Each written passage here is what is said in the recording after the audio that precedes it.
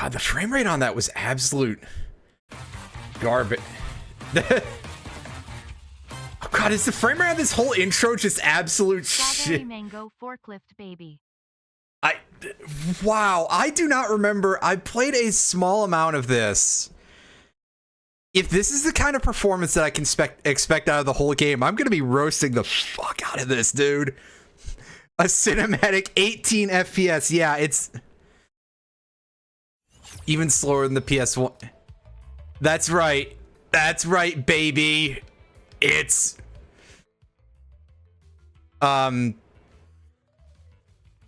me getting a news page? Is this what's going? What the fuck?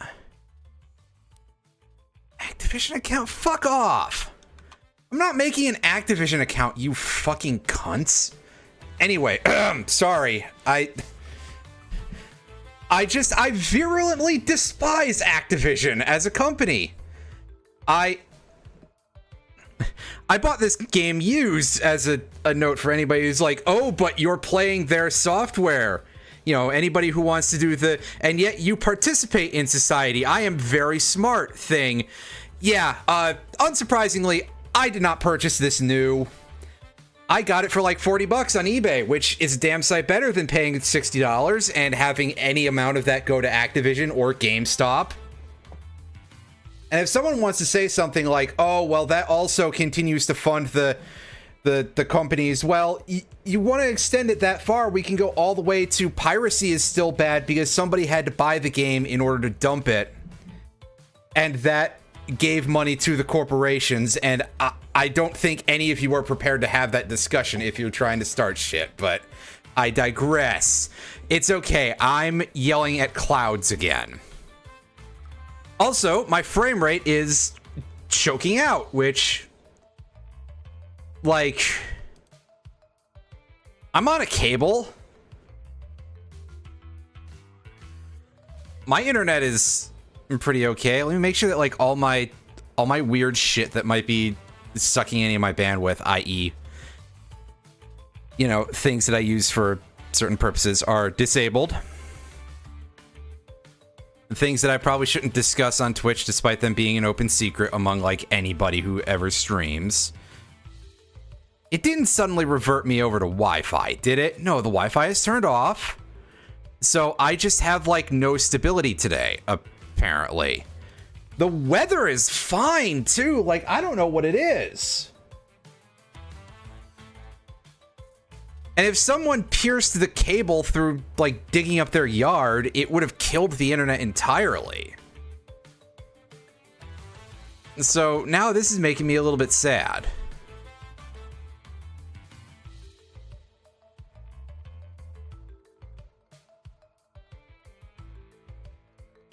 I guess we'll try to start this off and see how okay, so it's letting me continue instead of like, okay, so hold up. Oh god, those load times feel incredibly long. This yeah, so I'm in the middle of a previous run through that I was playing like millions of years ago. Okay, so I have to go over to... Oh, boy. I dislike this menu system entirely. This is, like, really, really trash, and I did not know about how trash this was.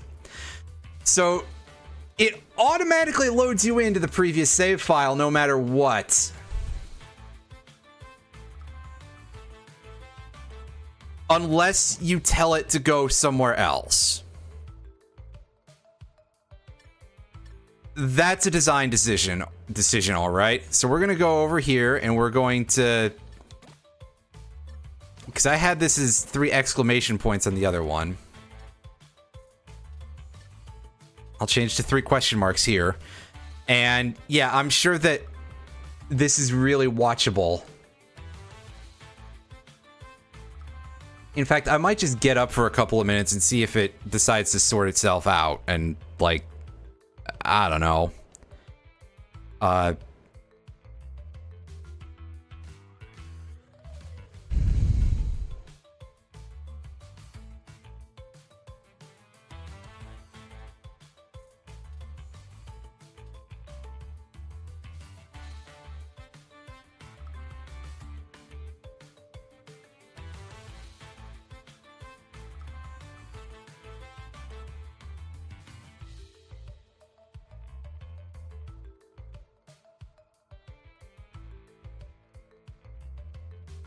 because it's still on like yellow connection strength. Okay, so I guess one of the buttons on the bottom of this controller is assigned to the undo that thing, or no, it was the step forward. Okay. So I still dislike how this is all set up. Yeah, if this doesn't clear up, I may have to cut early because like I do not know what is going on with my frame rate. Oh hey, the thing turned green. Good. So if AT&T would like to stay competent for like 5 minutes, I don't have AT&T for internet, but God, it feels like I'm back on fucking AT&T. I haven't used their services for internet in a while, but yeah. Crash Bandicoot. At last, I, the great Neocortex, have you right where I want you. And now, the final blow. The game just looks like that. It would, but... Hush, simpleton. Oh my god. It's just LARPing beating the shit out of a Crash Bandicoot plush. It's going to fail. Again. At least Uka Uka and I attempt to free us from this prison. I won't sit idly by and listen to your inane ramblings for another decade. You chew.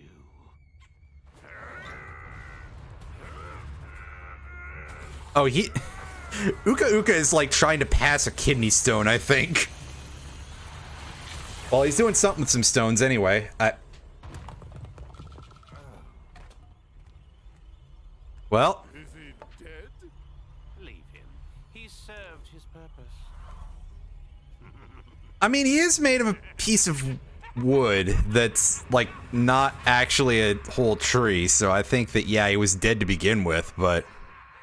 whatever. A great power has awoken. Crash, I fear it portends an event of reality-shattering proportions. I feel it emanating from Insanity Peak. Quickly, we must go! I mean, obviously, discussing the plot of a Crash Bandicoot game, you know, it's just a contrivance to get you to actually press buttons, other than because you think it's fun. But still. Yeah, his shoes have little paw prints on them, which is a little hard to show in the gameplay, but yeah, in the cutscene, fun little bit of character design. Also, you start with the double jump. That's cool. The frame rate is only marginally less ass than we saw from those logos, which is kind of incredible, actually, that like the logos I think perform worse than the game has so far, but it's very early yet. You get a little ring shadow thing under you when you jump, which is quite helpful to see where you're going to land.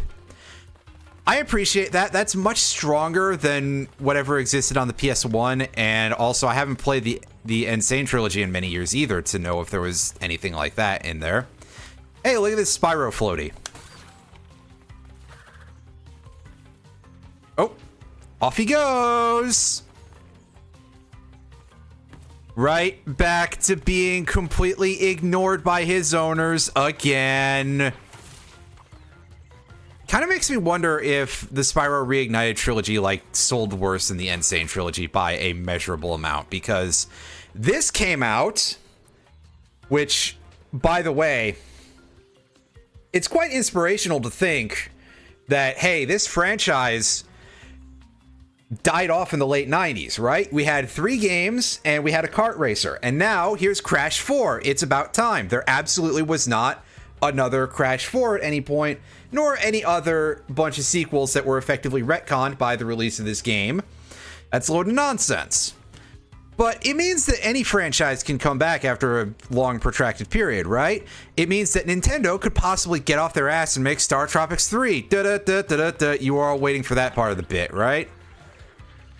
Oh yeah, you spin the TV. Shows logos from the other Crash games. And this one, for some reason. So this game exists inside itself. I guess. Oh, the original Crash Team Racing is pretty good. I am not great at like any racing games whatsoever. It seems to be a very, very prehistoric and primitive one, Plasticillion. Like, this must have been like when they were just working out how they work and stuff. So they had to have like basically an entire nuclear power plant's worth of equipment behind the LCD or something, if I had to guess. Pardon me, LED, not LCD. That would be something different entirely. But I mean, for a tube TV, the screen doesn't look very curved, but also for some reason it's got like this massive weird angle on it. I wonder if it's just supposed to be like, oh yeah, well, no, wait, if it was supposed to just be like, hey, here's a perspective thing, it would be angled the other way. Anyway, we got Crash's sombrero for some reason, but we're not allowed to take it into the actual level. That's disappointing. They show us button prompts to teach you how to hold the controller. I suppose that's a little less intrusive than having Aku Aku come in and be like, hey, yeah, by the way, if you want to spin, you press the button and then you have to pay Bobby Kotick personally for the Spin Attack DLC or something like that. I don't know. But there's been some fun improvements in this game compared to previous titles, where, for example, Wumpa Fruit goes into your Crash. Sir, I'm trying to explain the video game. So there are like a shitload more collectibles in this game than usual. And there were already quite a few to begin with in the Crash series. That you guys remember gems, right? Well, now there's gems for boxes, there's gems for getting all the Wumpa Fruits in a level, which is why if you spin something, it will... If you spin Wumpa Fruits, it will send them straight to your inventory. Inventory, I say. And there's all kind of other fun stuff. There's hidden gems in every level now, I believe. There's a bonus gem for... Oh, whoops. I don't know why I thought I'd be able to only hit that top box there, but it's okay. I wanted this Aku Aku anyway. There's also a gem for dying no more than 3 times in a level. We are absolutely not going to go for 100%. I think that that's probably like torture game territory. So I guess, hey, get me to 34 subs and... Damn, the explosion radius on that box doesn't mess around. Yeah, if you guys want that, get me some subs, I guess. And then I'll probably end up buying the PC version or something. Or find a used copy of the PS4 version or something. And play that. Anyway. Yeah, long bit of conversation. Yeah, that is right. I do sort of remember that a little bit.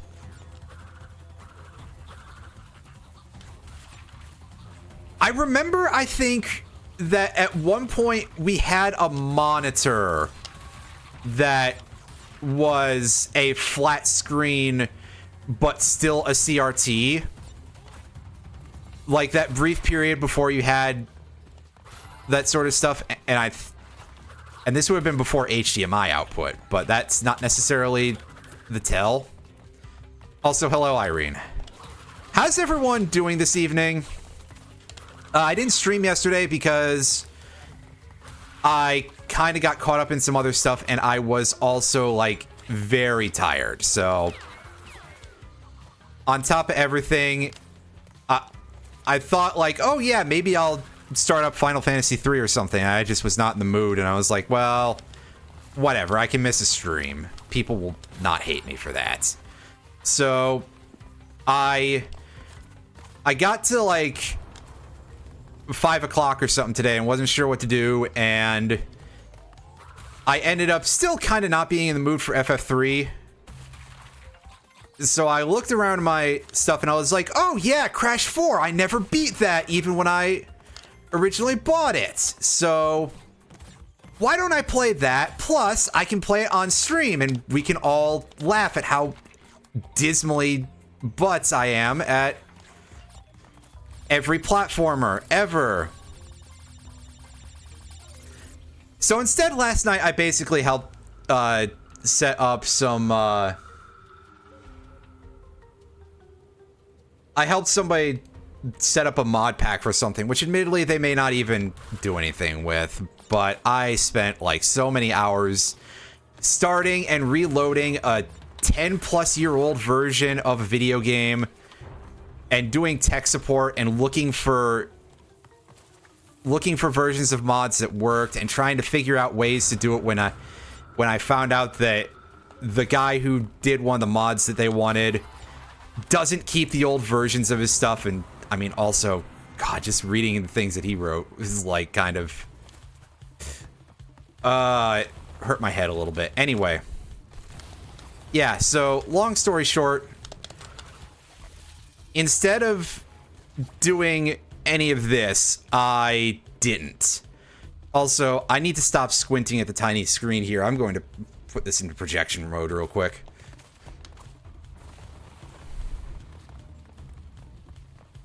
And unfortunately, we have lost our mask. Well,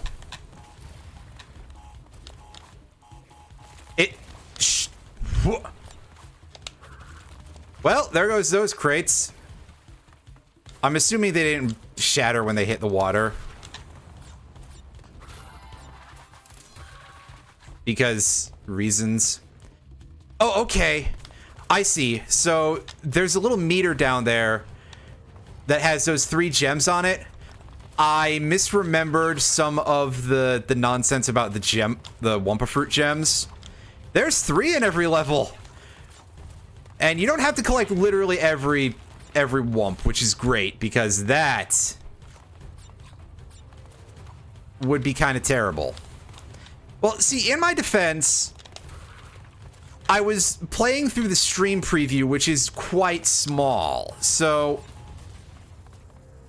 yeah, I missed 4 crates. So even counting those 2 that didn't shatter, I missed 2 others. That's weird. Oh,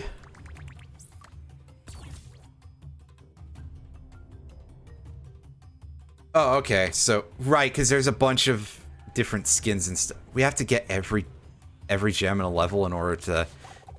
boo earns. That's a shame. I'm pretty sure that first one is like a chicken or something, which, okay. Anyway, yeah, so... The stream preview is already in OBS is, like, obviously quite a bit smaller than the amount that's being projected. So it's like 55% or something of the actual resolution because it has to have all the meters and stuff there. Which, fair enough. And then on top of that, since it's actually just the preview of the whole thing, careful. That's not being careful. Since it's the preview of the whole stream, it's even smaller than that because I don't have the whole gameplay taking up the whole screen because of a variety of reasons. One of them being that I don't really like the idea of having things on top of the gameplay. Like, I see people do that all the time with cameras, and that's even worse, but I sure the hell am not going to get on camera on twitch.gov as, like, any sort of person, let alone considering my, you know, gender identity and stuff. And I really do not look the part. We'll put it that way.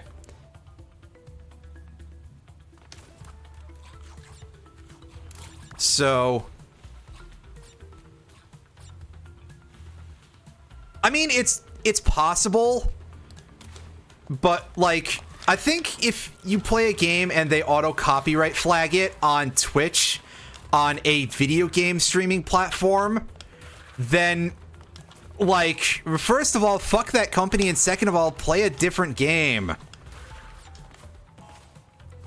But, you know, maybe that's just me not necessarily getting too deep into it. Well, okay, yeah, I mean, also, I feel like, hey, if YouTube is auto-flagging video game footage, that's also kind of a fuck that company, but, you know, long story, you know, a lot of... Anyway. But yeah, that is still kind of like, dude, no, absolutely the fuck not. Gameplay footage, I'm sorry, gameplay footage is not a part of the fucking thing that you own. You don't own everybody's playthrough of a video game if you are a publisher. Otherwise, I mean, at that point, I think that the main thing I can say is otherwise, what's even the fucking point, right? But who here is, like, really in this stream to hear that side of the conversation, right? You heard me, you came in here because you wanted to hear me say things like, what do you guys think is the most goth fish? This sounds like the setup to a joke, but it's a genuine question for things that are totally unrelated to the stream. Which also sounds like the setup to a gag, but seriously. Anyway.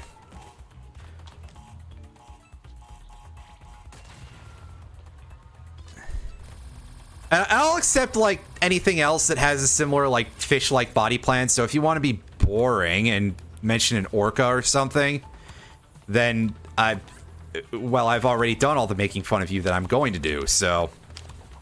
Anyway. Yeah, I have opinions about the behaviors of corporations, but that's a whole other thing. Orcha? Alan, you've got to stop thinking about Chrono Cross, dude. That cannot be healthy for you. But, oh boy, this is gonna be real stupid. I think I should probably just, like... I gotta stop thinking about the collectibles, man. Earlier I said I'm not going for 100%. Shit. Earlier I said I'm not going for 100%, and now here I am, just, like, being like, ooh, collectibles.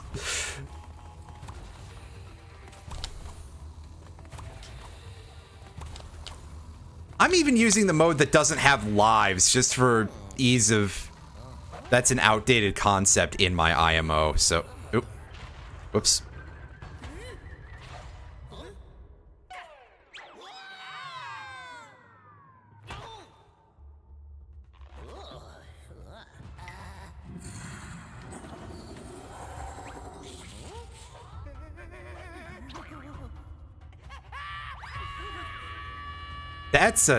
That's a creature. Hey, Iron Fury, how's it going? Oh.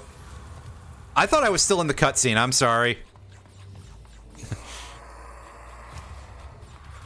Like, it comes in and it just immediately starts roaring at you. I'm like, that's gotta be a cutscene thing, right?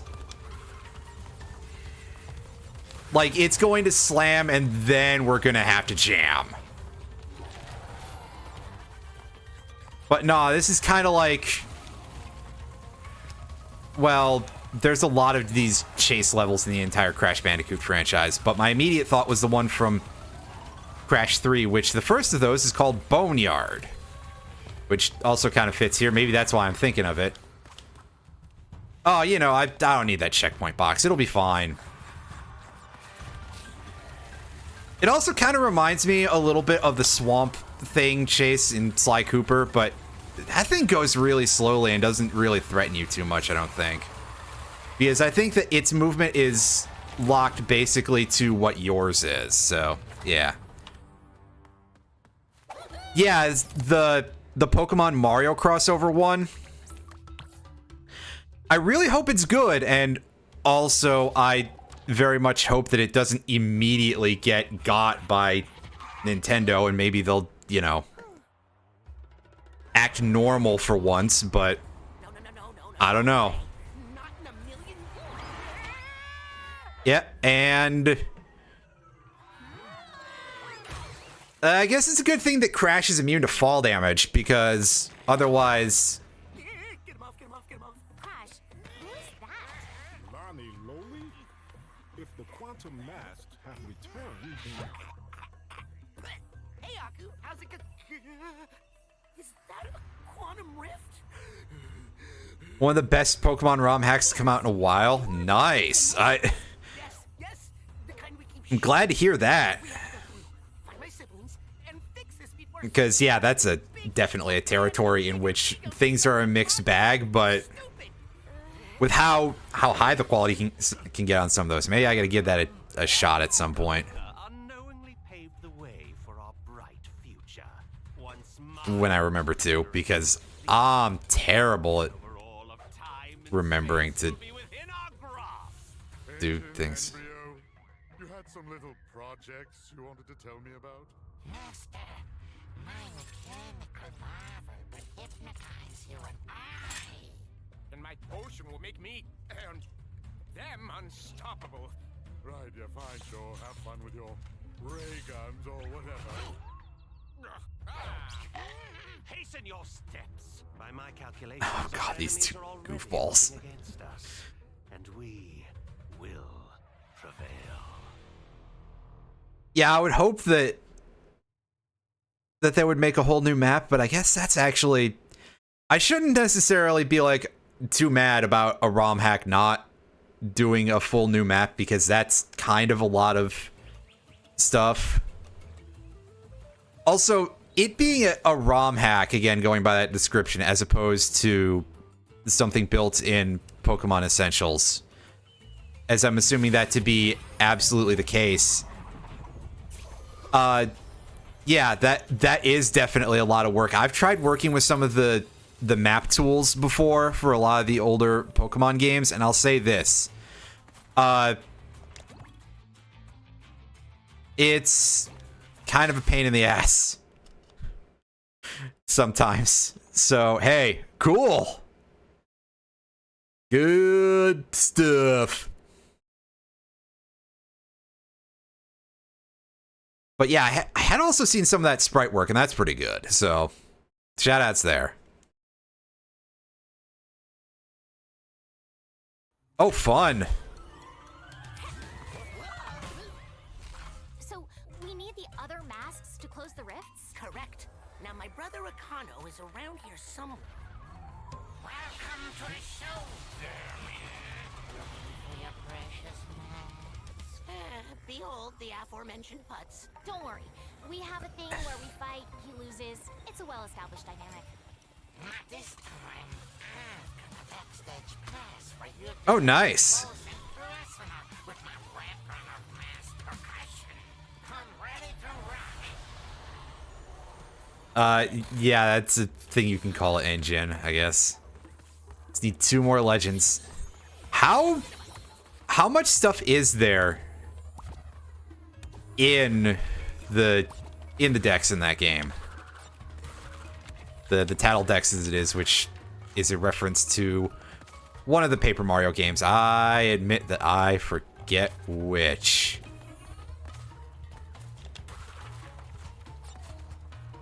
Flat 151. Well, that's fine.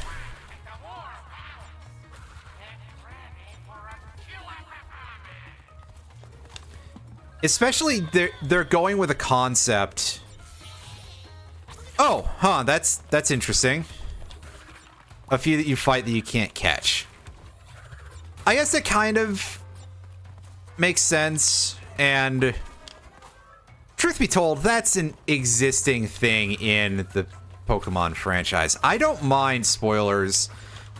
In general, I kind of don't mind spoilers for, like, anything that I play or otherwise interact with.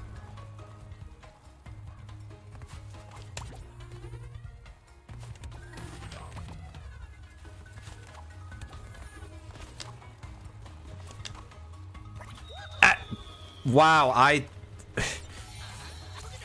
amazing. I was over here like, hey, it's really good that there's this shadow effect that lets you see where you're about to fall. And then I proceed to not pay any attention to it.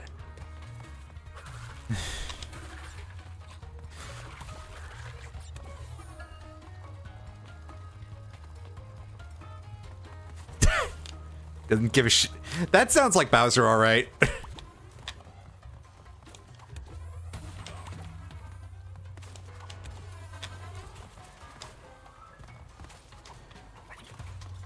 Oh, hey, look. That weird tin can crab there. That's...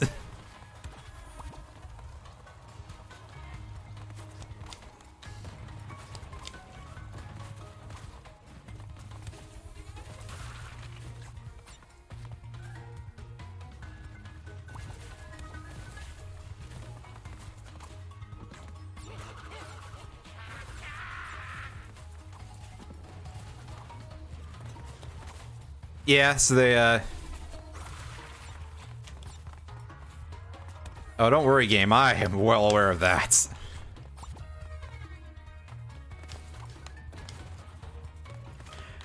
I do love Super Mario RPG Bowser. That's always a fun time.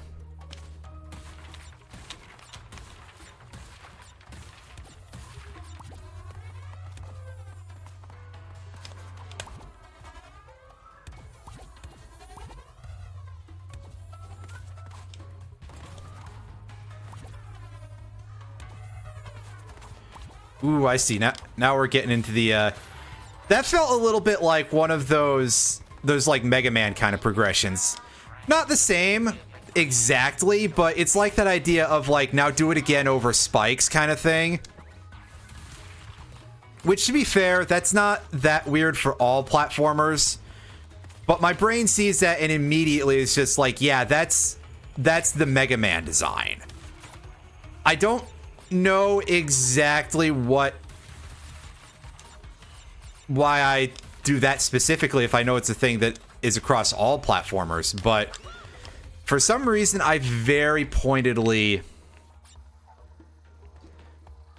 associate that sort of style with being a very Mega Man thing. Anyway.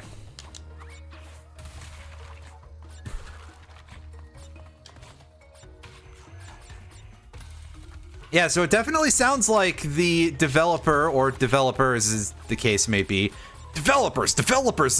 wait, of that mod really knew what they were doing. Which, as I say before, Pokemon ROM hack stuff is very hit and miss at times.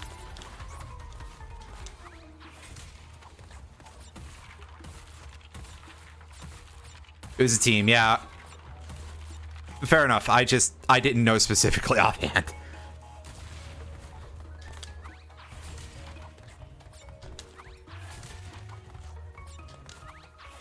And Luigi is your mate. Yeah, that makes sense.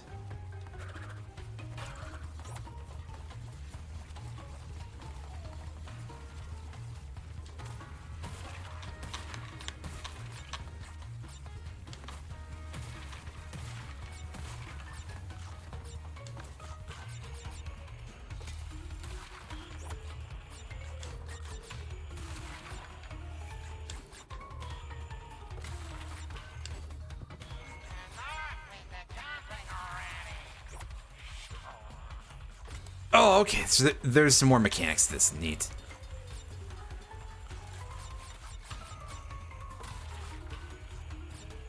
Well, the grinding mechanics in this feel a little bit better than some other options, is all I can say right now. Peach, Daisy, Wario, Waluigi, Donkey Kong, Pauline, and Bowser. It's supposed to be Bowser Jr.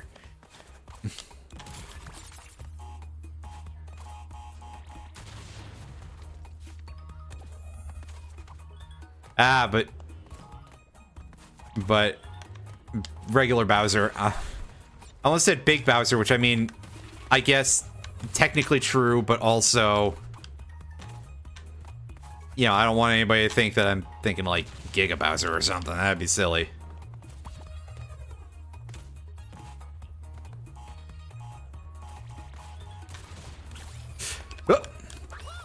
boy. Yeah, timing that is probably going to be a little bit outside of my... A little bit outside my pay grade, probably.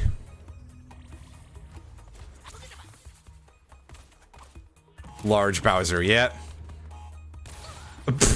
What did I do that for? Well, that had the expected result. Nice. Thank you, guy who programmed this game. Oh, neat.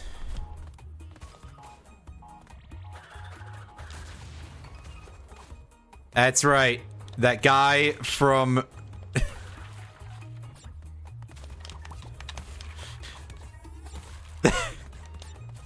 Doug Bowser with a lawsuit. Yeah, unfortunately, well, Nintendo does kind of have a tendency with those games, so with any sort of fan project.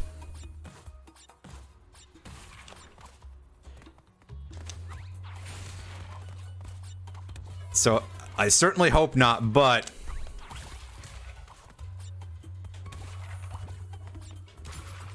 well, that time we played like crap and we got away with it, so hey!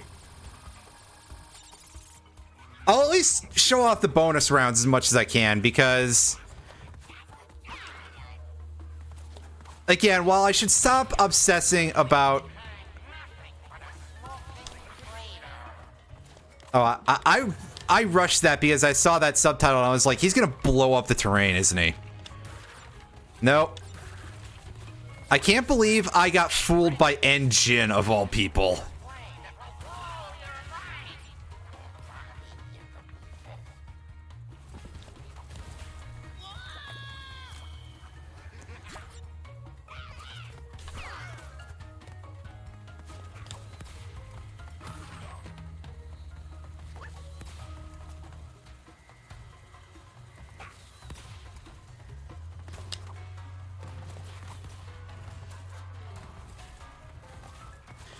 Ah, I get you.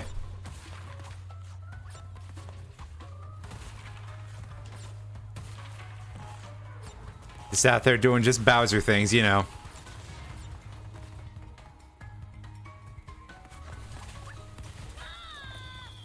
Oh. Wow, look at me failing this whole depth perception thing. Well, in my defense, I played any Crash Bandicoot game last several years ago. And I'm already bad at platformers, so... Oh,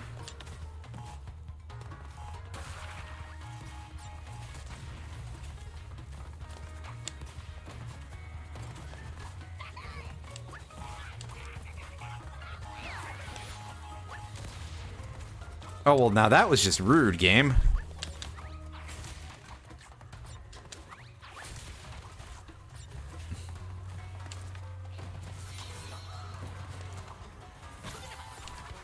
As he does, yeah.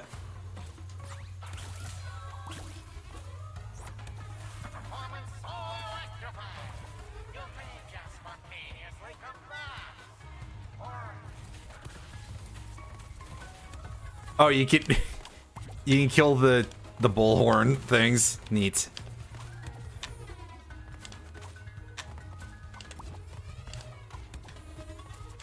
A lot of fun details going on in this game so far, so hey. Also, it feels slightly odd not having to like collect any crystals or anything.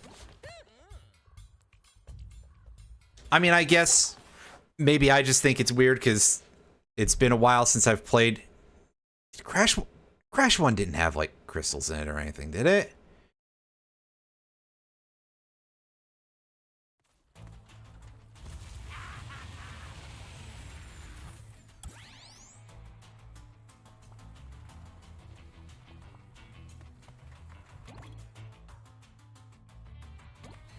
Crash compactor.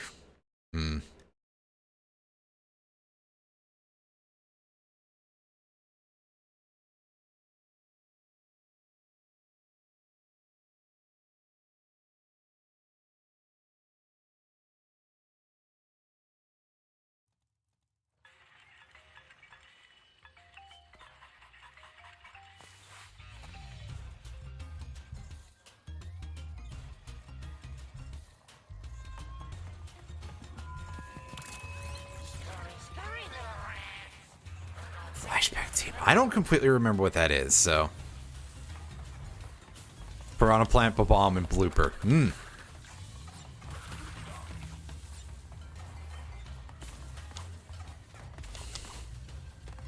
Well, you see, I feel like the Bomb one might worryingly put you at a slight...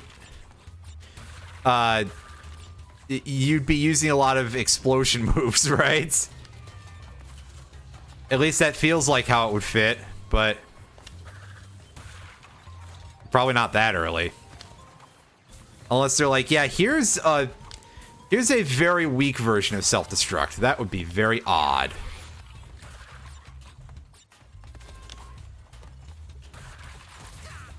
Oh.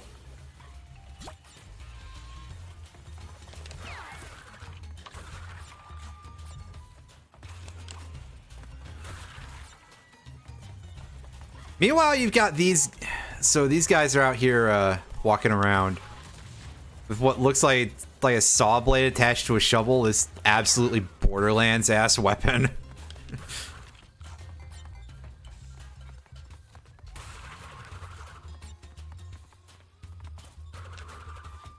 Well, nice. Again, it's something I'm going to have to get around to checking out.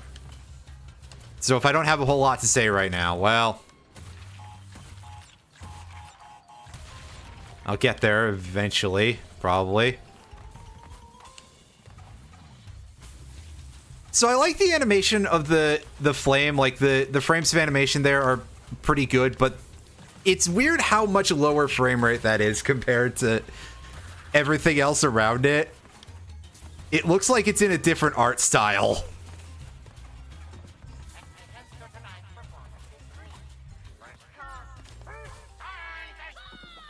Ah, crap. And also a firefighting type. Ah, the classic. Although it's King Bomb, I mean, he throws you off the mountain all the time in Mario 64, so...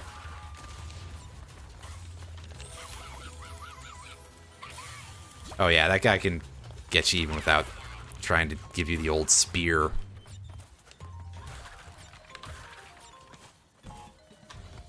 I was worried for a second. I saw that animation change shape. So you can see that the stationary spin has a different animation from the moving spin. Because when you're stationary, you do sort of like this low sweep sort of thing. Ah, dang it. That was pretty sad. You do this sort of like low sweep spin, which is designed for the specific purpose of hitting low boxes. We saw that in the tutorial level, but I'm bringing it up anyway. Just in case anyone forgot.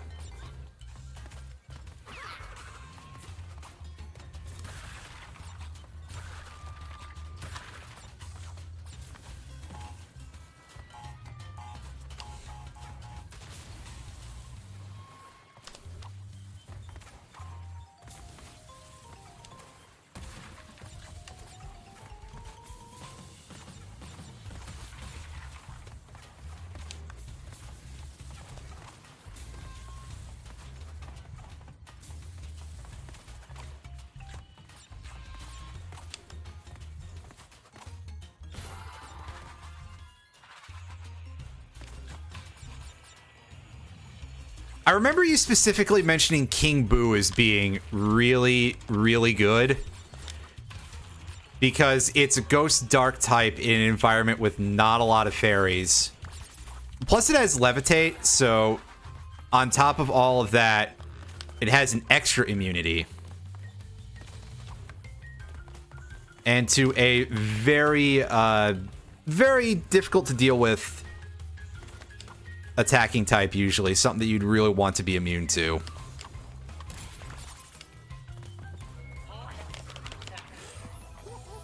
Oh. Wow, good job, Crash. I was not even... I need to see if I can, like, unassign that under the controller button.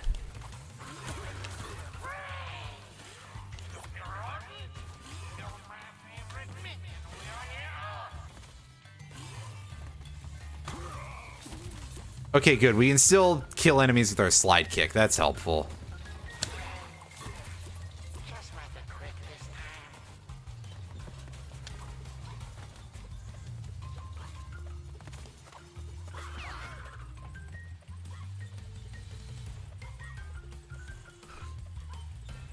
Oh, that's quite good of a Pokemon, just for those. I mean, 80 speed is probably kind of considered to be slightly underwhelming these days, but it's workable.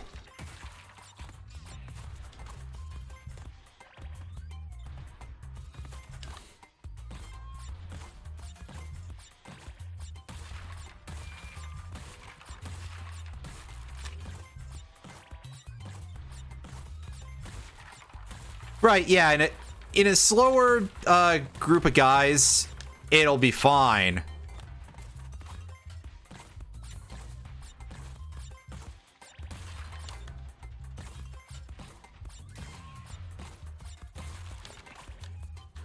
Like, if you're playing a set with just the Alolan Pokemon, basically, that's... 80 is amazing. Because that was definitely a format where they started... That was a generation where they really started to slow things down, I think, by and large. If I recall correctly.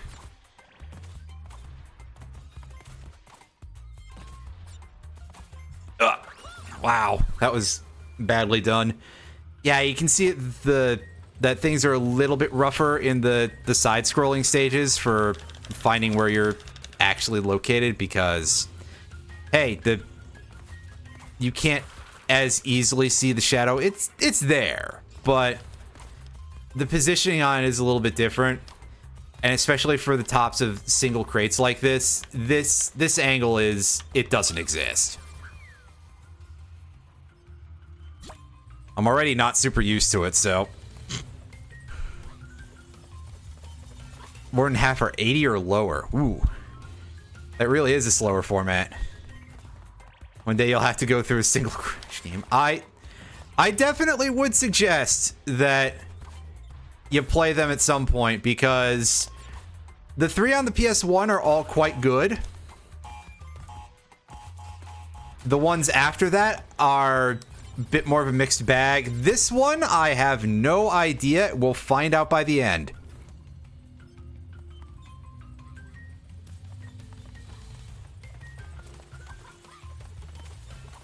After I get through several of these, it's some really embarrassing performance, but again, if you're coming to this stream for gameplay quality, well, wait for a different genre for me to play.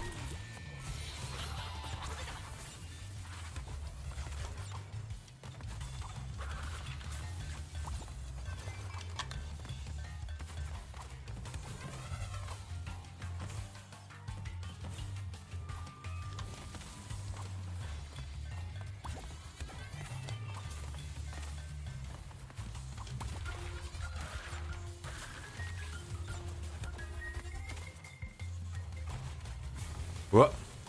That was almost a little dangerous. But also, I really, really miss demo discs.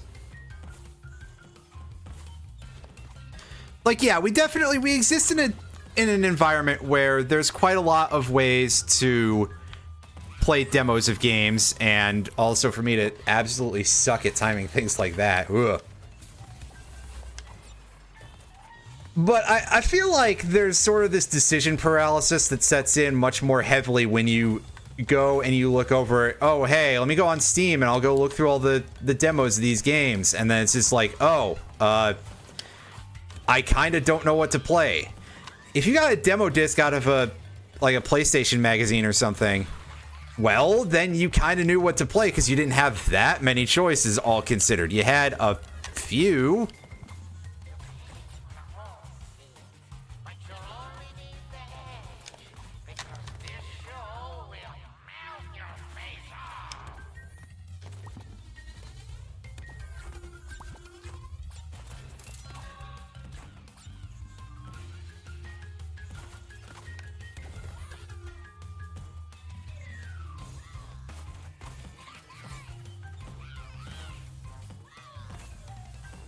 Yeah, sadly, I don't think I have any of mine anymore.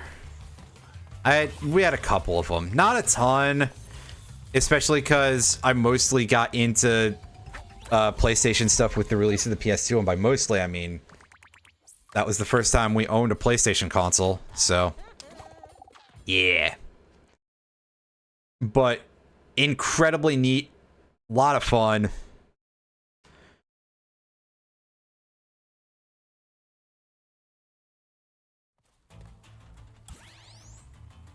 Plenty of neat stuff there to be found.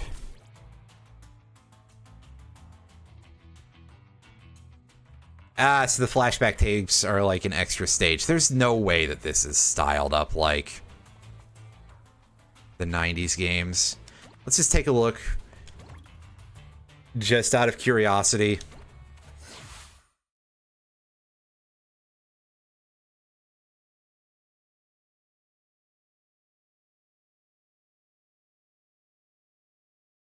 Man, the Sega Saturn stuff. Oh. Yeah, oh, this is a visual effect. I can't tell if it's intentional or... I mean, obviously the visual effect is intentional, but there's some crust to the frame rate, and some of this is a little blocky. And it's like, I don't know if it's entirely on purpose, but... I mean, obviously it's at least partially so, because... Yeah, it's supposed to be this, like... old video filter. I mean, this is no VHS experience that I'm aware of. Even by the standards of, like, extreme and seriously oversold video artifacting and stuff, and people who don't quite remember VHS and don't remember how exactly it looked off, which I have my VCR literally right over here, so it's not that hard for me to go and re-experience that myself. Oh, don't do that. It's so odd, but I mean, yeah, who's surprised that a lot of people don't completely remember what VHS actually looked like? God, a thing that I really wish I had had the foresight to do, and I wanted to do this, was I wanted to order an HDMI to composite adapter so I could just get output from my computer and record it onto a VHS off of my new computer, again, and do shit like this for... Wrong button. You know, do stuff like that for video editing purposes if I really felt I needed that for visual purposes. So I really wish that I had thought to look into something like that before, you know, the tariffs.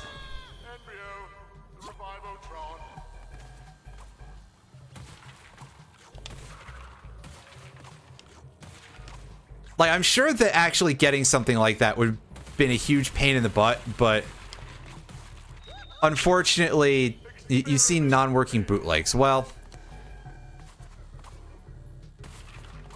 that's kind of a tragedy that it doesn't exist, but I suppose that, like, what's the practical use case for that outside of people like me who are weirdos, right? Like, okay, sure, there's this incredibly stupid thing that you could want if you're some kind of, you know, nerdy-ass artiste sort of person, right? Yeah, this is something that, again, is a little bit outside of my pay grade here, because I'm not good at this sort of thing to begin with, but now this is like kind of Kaizo grade almost. Or at least it's the sort of thing that you would see somebody build for a ROM hack. So, good job no, I can't say that, but whatever. Good work to the developers for thinking, let's look at some ROM hack kind of things. They make you think of Gex. Well, that's... Oh, Gex. I really want to know when that re-release is going to come out, because apparently it is supposed to come out sometime this year. Because, yeah, I was close there. As I've said before, I really do like the 3D Gex games. The 2D one, I have never personally played, but obviously I watched you stream it, Alan. But it looked a little bit like... I'm trying to figure out the exact term to say here, but my brain is just going like chunky because it had these huge sprites. Sometimes things were not necessarily the smoothest animation, and I don't know that it was necessarily sluggish, but it looked a little bit,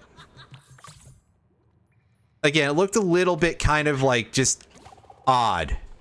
Oh yeah, and absolutely. They were just like, we are absolutely getting that money's worth for Dana Gold in that one. And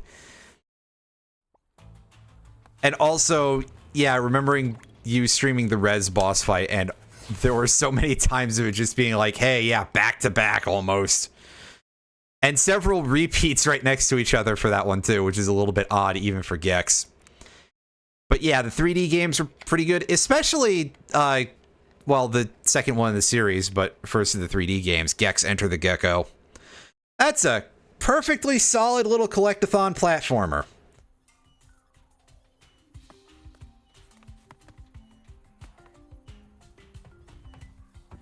The show of the century. Tonight at 10 p.m. and 6 feet under. Yeah, I think part of it that may have made me think like, oh yeah, it doesn't control well is you see some of those animations and the frames are not necessarily like the greatest you've ever seen.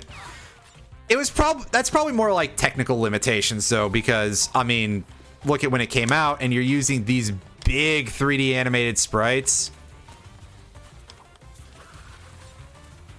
Plus, that was like a quite early Saturn title.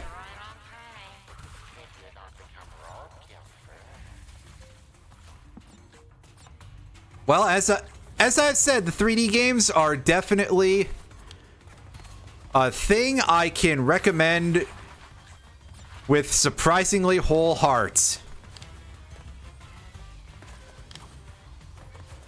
Plus, I mean, one of them's on PS1, so like, even if you don't have a copy, Duck Station at least should work pretty good.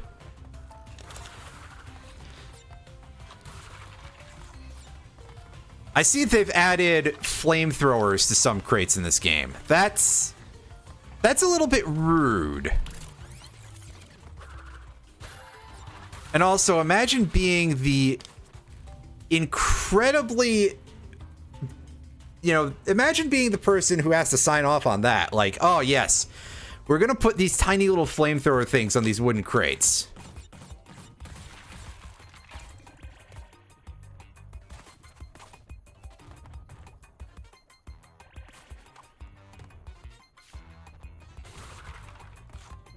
And Cortex may not necessarily be a bright individual, but woo!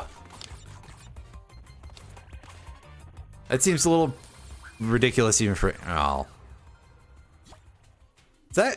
Was that little, like, caution diamond have a what's supposed to be a shark mouth on it? Oh, I guess we have seen those big sandfish, right? Those guys are kind of like sharks. Alright, don't... There we go. Alright.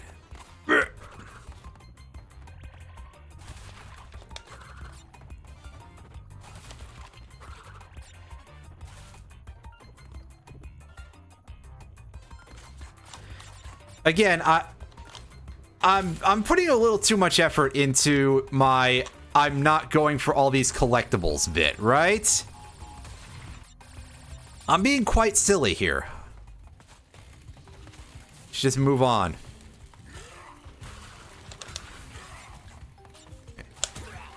Yeah. As always, the slide kick is the best way to deal with those.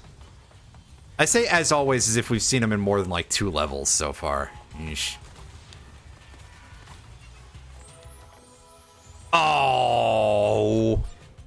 It's like Sonic 1 spikes.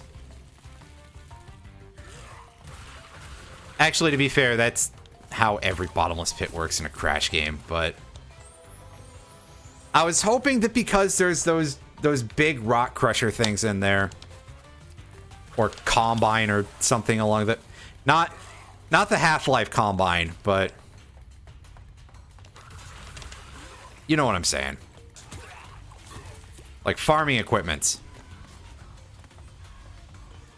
Which something with a vehicular origin makes a little bit more sense with the very obvious Mad Max influence they're going with here.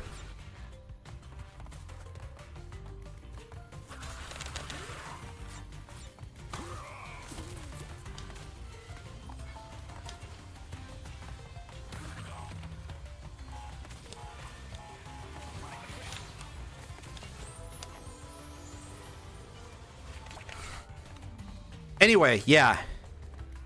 There's apparently a Gex Trilogy collection coming out sometime this year, which is due in no small part to the fact that I believe it's Eidos is out of Square Enix jail because they decided to sell it off for the ability to afford their NFTs. I don't know if it was literally so they could afford the NFTs, but like I'm gonna roast Square for that forever.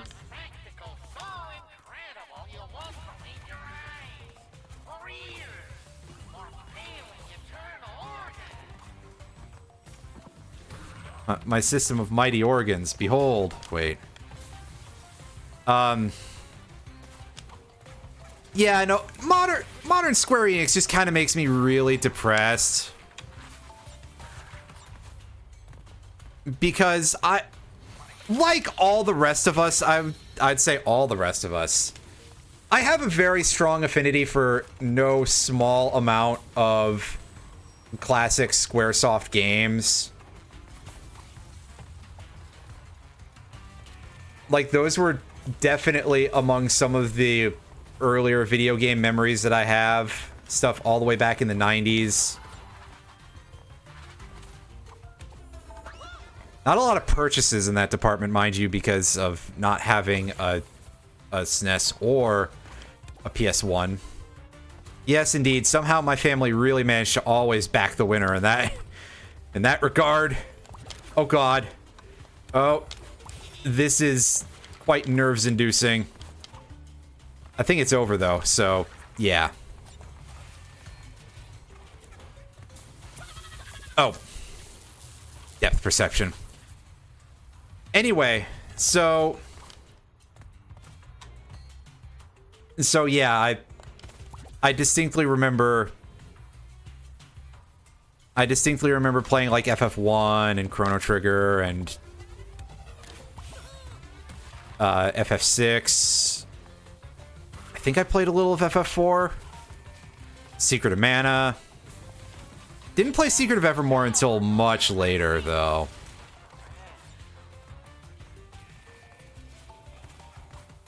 You know, the era of Nesticle, Z-SNES.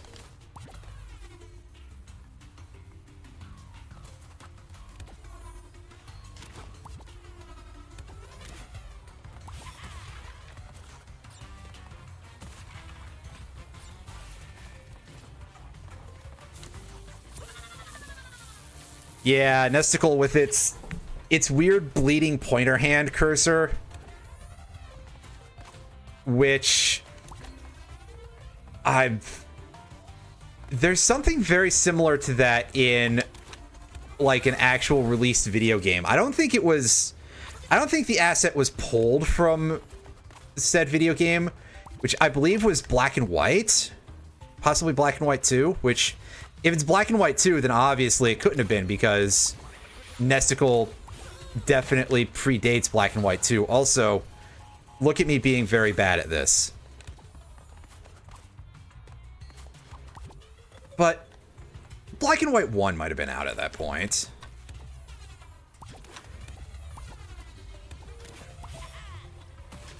It's amazing how I just keep making the same mistakes, and yet that time it actually worked.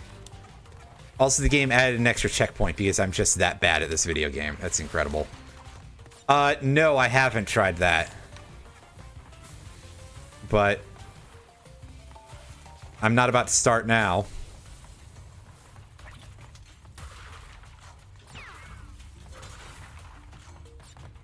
Rest and rip to that tin can crab. Is this the end of the stage? Pretty much, actually.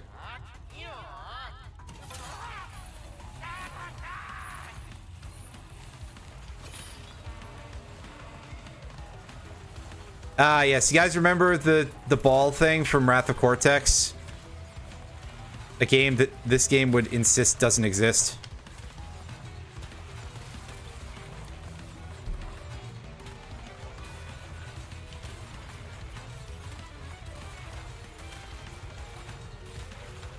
Anyway.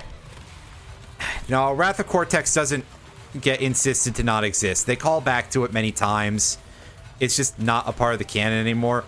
Also, that razor wire doesn't kill me, which is a shock. I would fully expect it. There's more.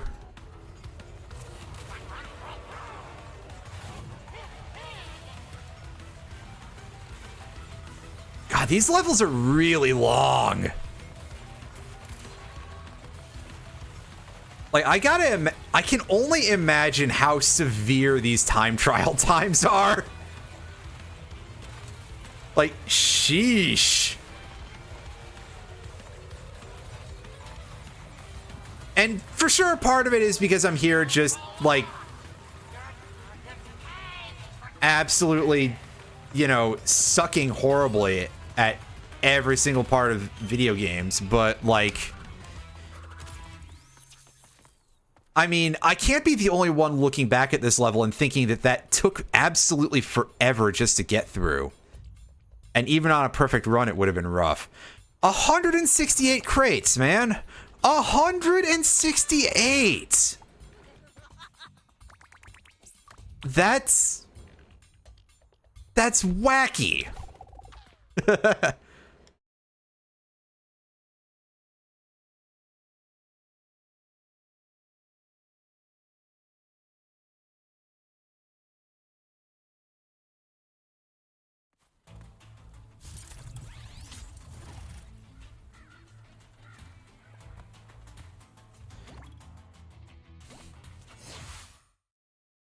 All right, here we go. It's boss time, and I don't think there's any gems to get from this.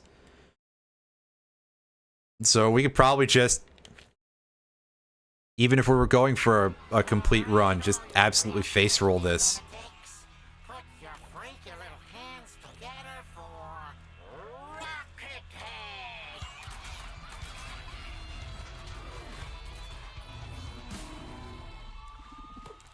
One, two, 3, 4.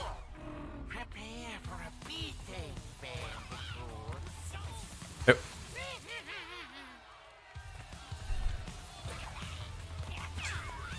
You're ruining my solo.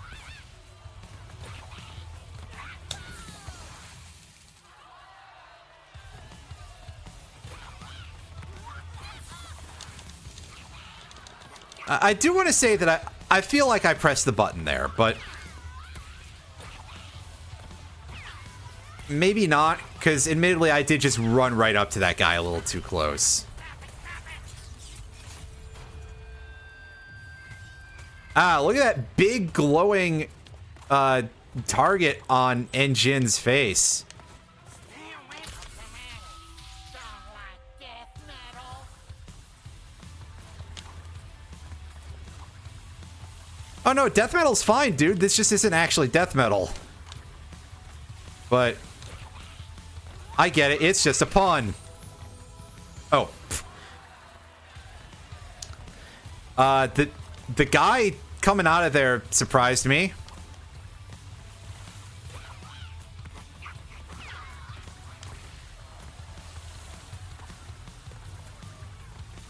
Alright, so I see this is...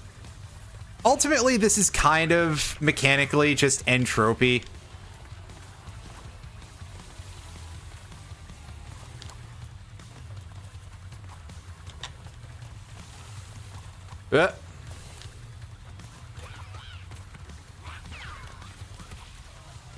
And even that's probably a bit of a stretch. Entropy at least had those homing balls, right?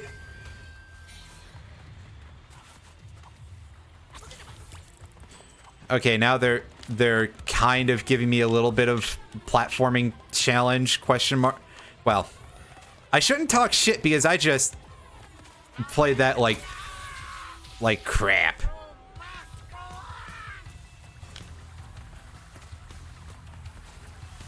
Ah, yes, I see your Guitar Hero grids are getting a little bit silly here, sir.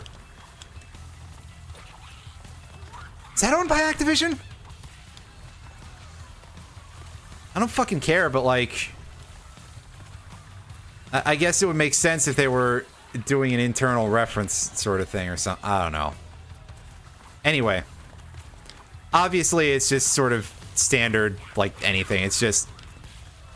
I don't know, it seemed the idea of it being specifically that seemed funnier to me at the time.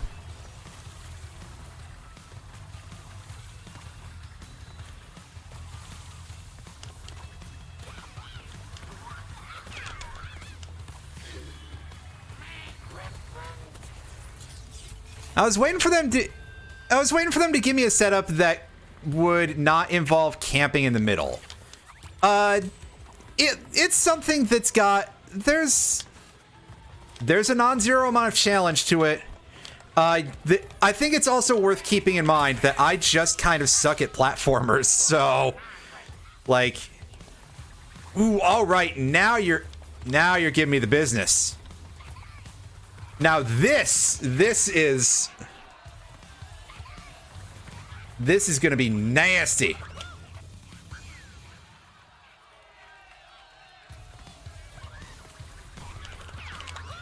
We got our Frogger set up here a little bit. At least, yeah, that one lane is... Oh, he's gone.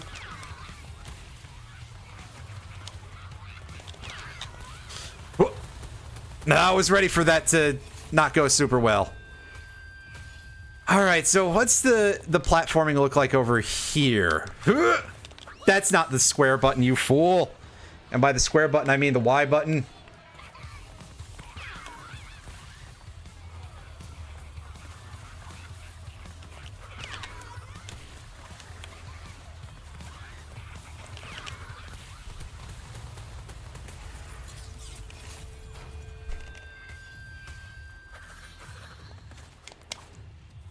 Granted, I also don't know that the square button actually, like, extends our spin or anything. I just mentally am like, yeah, of course it would, because I think of Crash 3 Death Tornado Spin. So, yeah, those sequences of dodging around the energy waves and dealing with the Faith No More fans, I don't know. That's a little bit tough. The jumping part, less so. That's at least fairly handleable. Even for someone who's bad at video games as me. Oh, that looked like he was about to get crushed by a satellite. Ah, yes, those cutscenes are giving us some frame rates like it's the Chrono Cross remaster. Now, supposedly that's been fixed. I haven't played it again recently because, well, that's an amount of work. But hey, apparently it sucks less now. So maybe my jokes do not fit anymore. Oh, hey, hold on. Okay, no, so it's not per stage. I guess we just have that skin set available, or is this just to see, hey, here's ones you can unlock later? Where did I get this from? We can be X-Ray Crash with very elastic, bouncy bones because of the stretchy, bouncy animation. Well, that's odd. But all right. Anyway, gang, I'll be right back.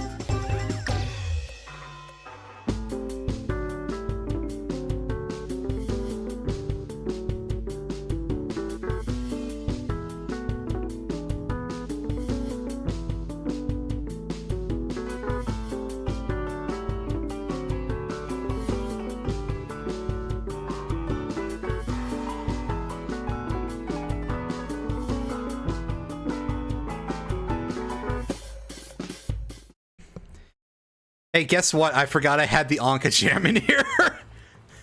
Okay, I'm back, everybody. Although I am gonna take a sip of water, which means, hey, prepare for all the noises of my water bottle's cap thing.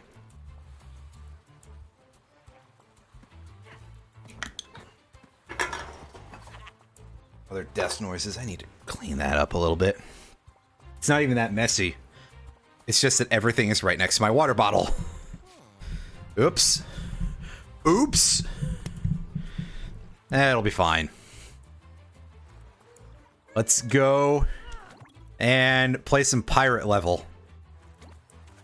Oh, a pirate skin. Well, we definitely need that. I mean, I'm probably gonna I'm not even gonna bother, but if I was, well.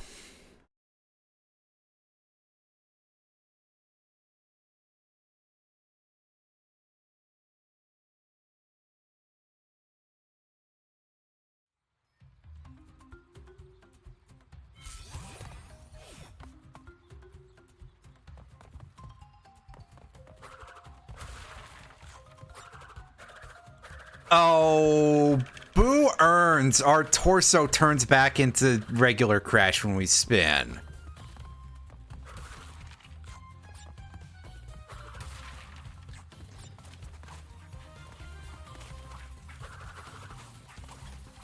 Okay, no, those guys aren't on the platforms. They're just patrolling in the water. To make the jumps an actual matter of timing. I couldn't tell at first because I don't have depth perception. It's definitely a thing they didn't finish, I guess, is a way to put it.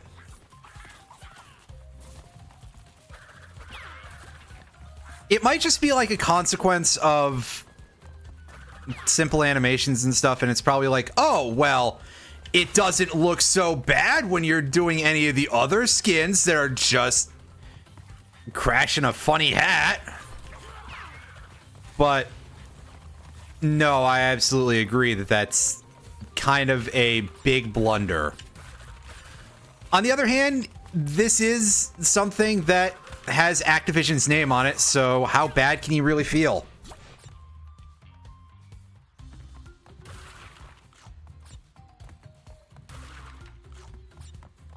Like, hey, it's not like it's going to make you less want to buy it in the first place, because you already shouldn't want to buy it, because Activision.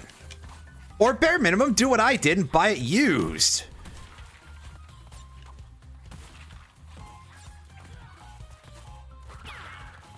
Because then someone else that you have never heard of in your entire life up to that point and never will again, with the asterisk here of assuming that you're buying it on like eBay instead of buying it at like GameStop or something, which, ew, GameStop.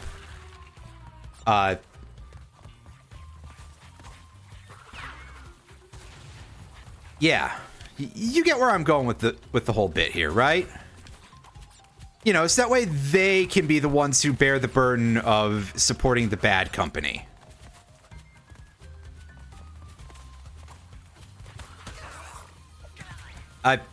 Oh, wow, those guys do not screw around. Okay, so just try not to deal with the weird octopus dudes, no matter what.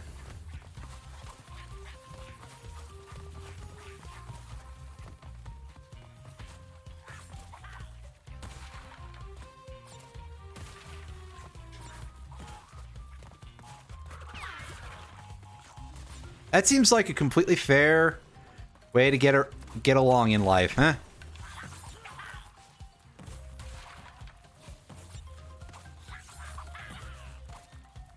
Oh man, that super bounce gives you so much height. Ooh.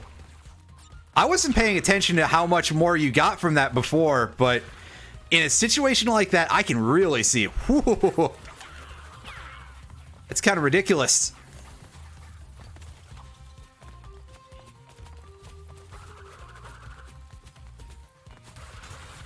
All right, remember, don't mess around with Octopussy here. Let's get out of there.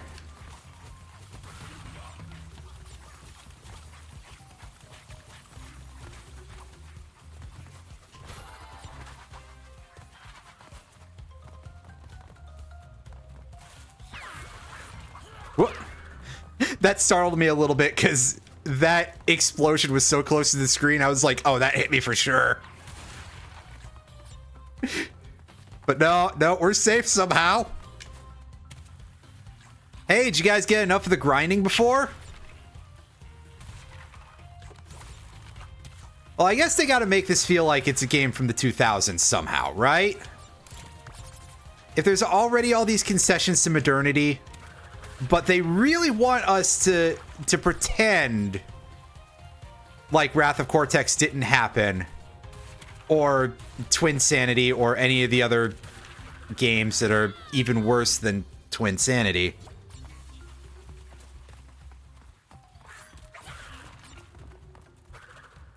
With the asterisk here of saying that I seem to recall Twin Sanity actually being kind of good. So, some of the jokes have not aged well, but that's the comedy of the aughts for you, just in general. Like, a while back, I was reading this one article that I remember from around that period on RPGNet, which was a review of a rather infamous tabletop RPG that was quite bad, and like a lot of the jokes in that are still like really shockingly off color for all that they want to talk about, like, oh, this game is very, very bad about certain issues, and then you look at that and it's like, oh, actually it's not too good either.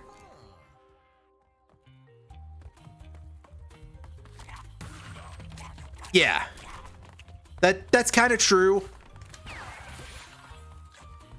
Like, I remember seeing a review of this game where it was Cat Icarus's video on it, and he was saying that a lot of it, that there were a lot of very off-color jokes, it felt like, and I just feel like, man, not to keep bringing this series up because somebody was making fun of me for it a while back, and I've internalized that forever, that... Sure, but Ratchet and Clank was like what proportion of anything to do with Ratchet and Clank was just dick jokes, right? Like, even the game names are kind of, you know...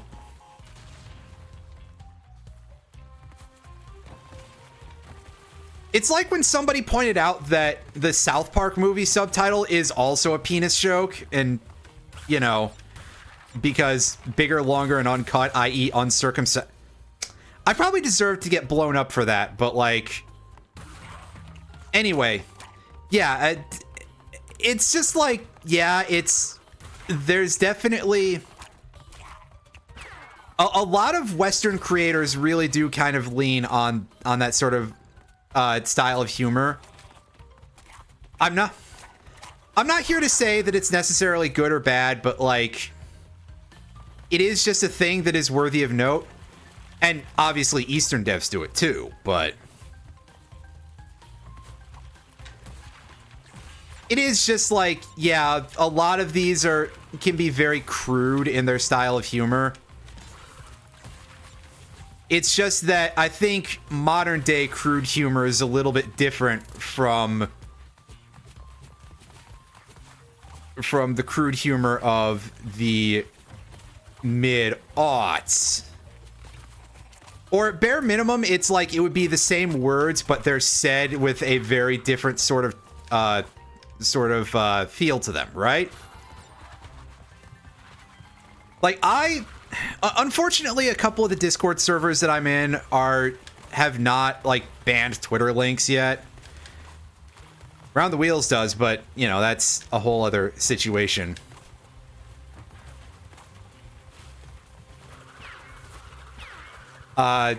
So yeah, some people, obviously people are going to be posting those mostly through like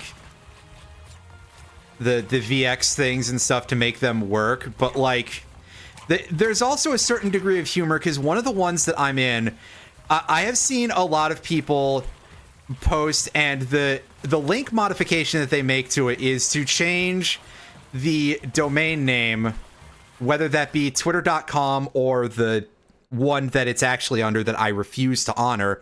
A lot of them will change the domain name there to girlcockx. There we go. Yeah, and it's like, I see that a lot, and it sort of sits in this very particular area of internet humor, I would say, that at least nowadays I'm going to give credit to the fact that it mostly seems like it's actually queer people making it, whereas you might have something like that 10 to 20 years ago, but it would be by really, really unfortunate people. And by unfortunate people, I mean, I don't know why I said that. Because the word I'm looking for would be more along the lines of gross, if I wanted to keep it even the remotest bit polite. Anywho, that's enough of the story.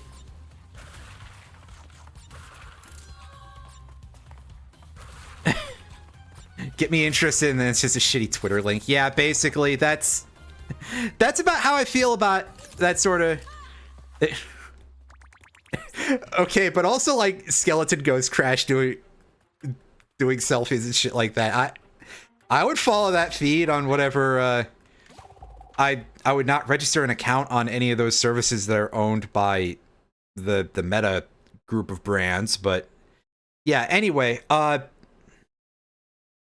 yeah, like, it definitely, like, if it was an all-ages server and somebody came in and their way of making sure that a Twitter link functioned was to post it as girlcockx, I would be like, I don't think you're going to be sticking around here very long just by virtue of, like, you're going to fall afoul of the moderation.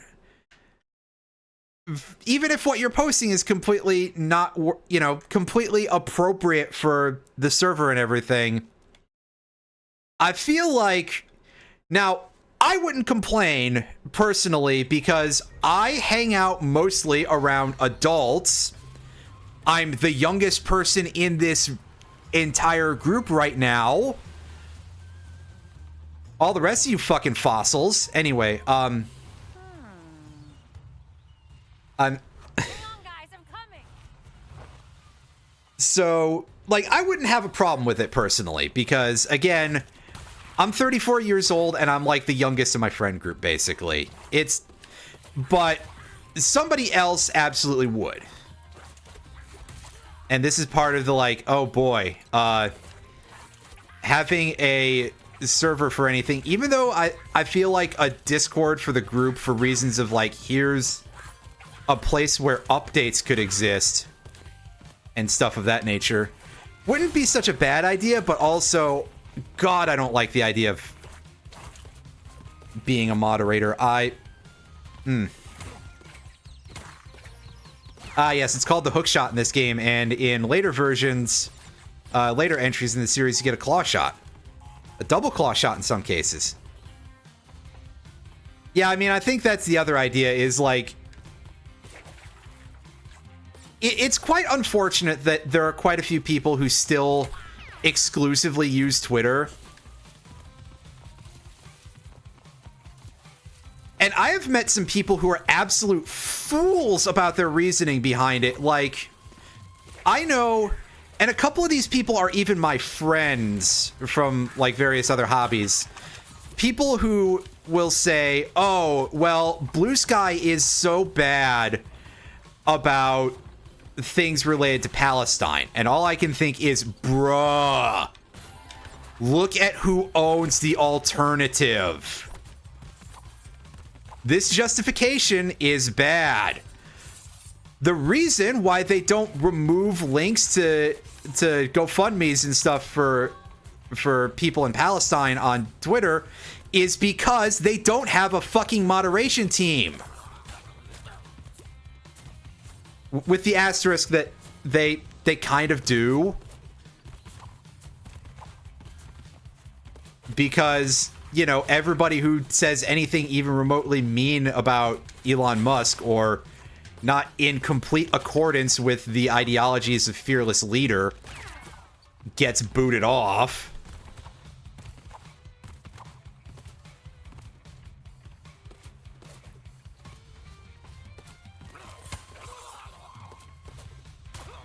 Well, like what they're saying... No, what they're saying is that people who link GoFundMe's get banned excessively on Blue Sky, which... My thing is that I obviously... I think that we kind of have an idea as to where I stand on that particular matter, and it kind of comes down, as ever, to fuck the British Empire forever and ever. But... Anyway, I don't want to get too deep into that because that's a very long conversation. But, see, the thing is that with regard to a lot of that is that, yes, actually, this way of asking for donations is very often being done in a way that is hard to discern if it's genuine, right? Like, okay, if you have a person who is posting a thread of these ones have been verified, then all right, go ahead, do that, retweet it, fuck, even link it in replies. I don't even care. But if it's just a random person going around doing that, the amount of opportunistic people who would lie about such things is much more than you could imagine. So I feel that it's not unfair for me to be like, okay, I don't know about this.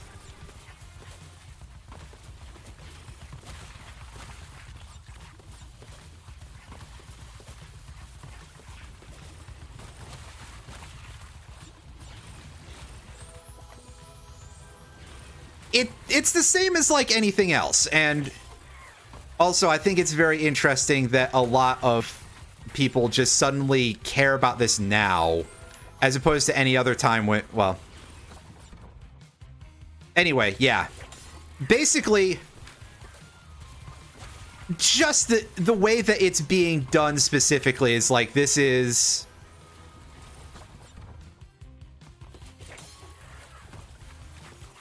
Yeah. We were constantly taught as young folks, right? Those of us who are in this sort of mid-era to late-era millennial age bracket, we were always taught that you don't know who's on the other side of that cable on the internet, right? Like, you remember that, right? And now, of course, nowadays, kids will just, like... If you ask a child, they'll give you their fucking social security number on the internet, okay? It just comes down to the same basic type of cybersecurity that we... personal cybersecurity. Let me emphasize that we were taught as children, and now you want to get mad at us for things like that. Because there were and have always been people who will do things like that for absolutely scummy reasons. And I think that now that, yes, they are significantly worse in this case, but that doesn't change the fact that they're, you know, people who exist. Also, like, people on the internet are just kind of...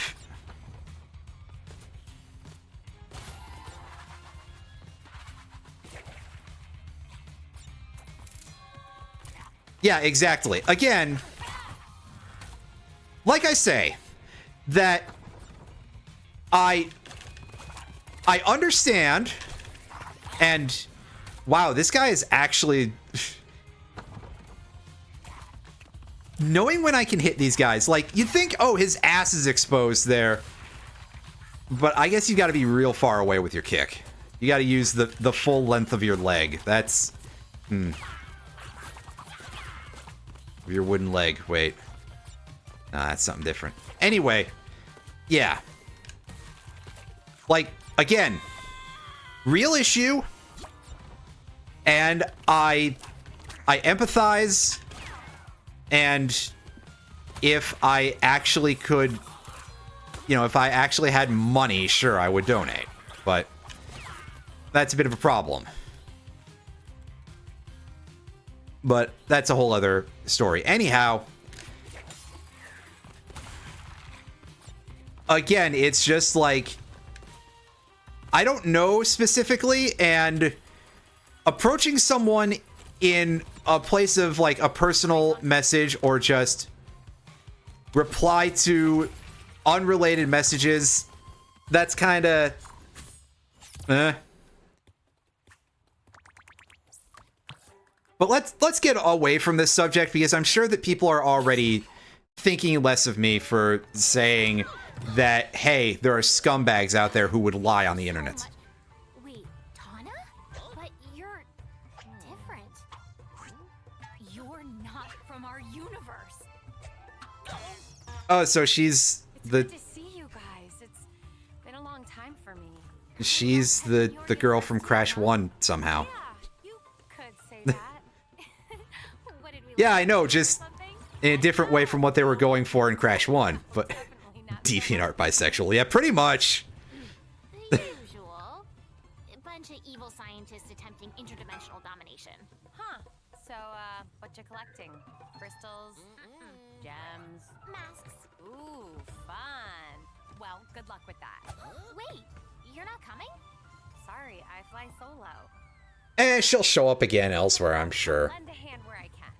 In fact, I already have.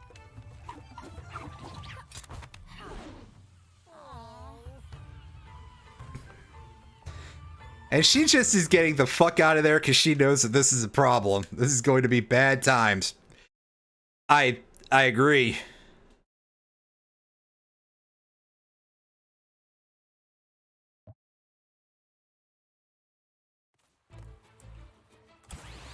Anyway, people have been lying about who they are on the internet forever, and... Oh, okay, those must be... Yeah, side entrances to the other levels. Did we get a VHS tape? Okay. Neat. What do we got going on here? It looks like we're possibly picking up our new mask. Our purple one.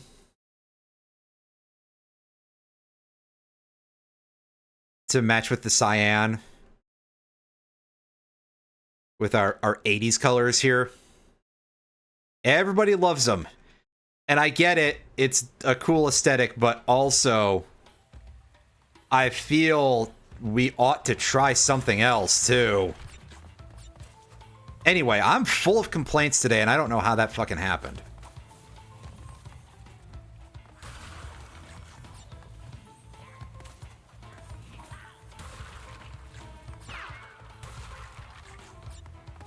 Anyway, Tav, when are you gonna catfish me on the internet?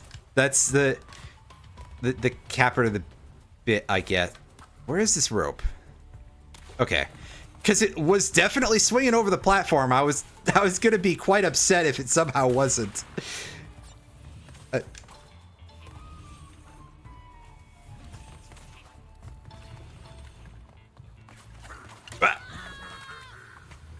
He threw a fishbone at me. Wow.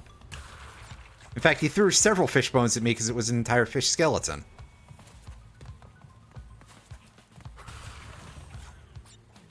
I just collect these Wumpa fruits out of reflex now. Like, I don't need these. I don't have lives to worry about anymore. This is current year, you fool. People have recognized that lives in video games are not that important. Instead, they can punish you when you die through other means. Although, realistically, this game's only punishment for your death is that you don't get a, that it ticks down your allowed death counter for one of your gems.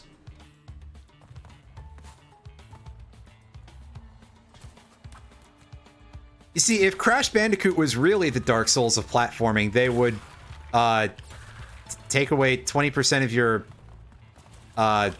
something whenever you die. I don't know what they would take away, because they already just rewind the collectibles.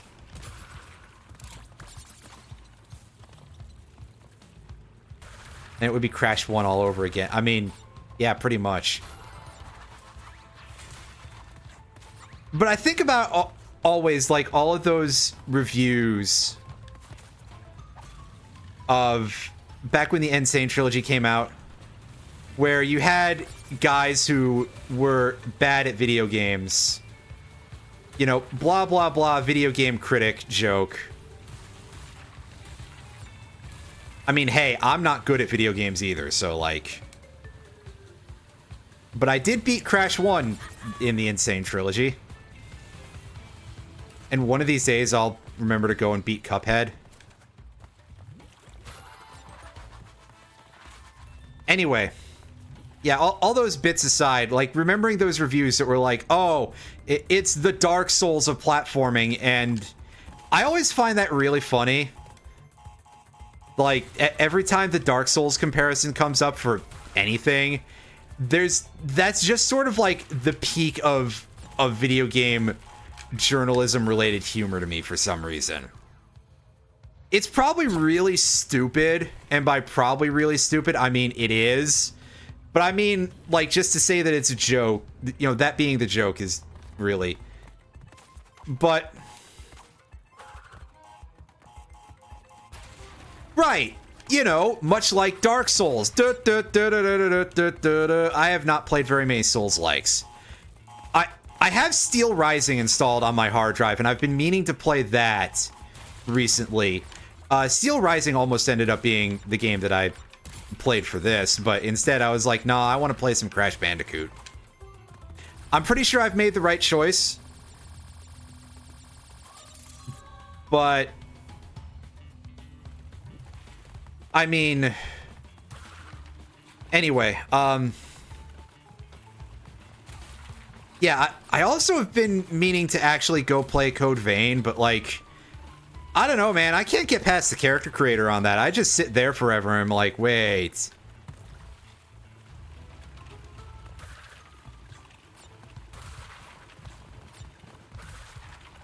Yeah, but I'm pretty sure that's not a Souls-like. I'm led to understand that that's basically like a little bit more like Hades, but with... Well... You know, the content that we've already discussed.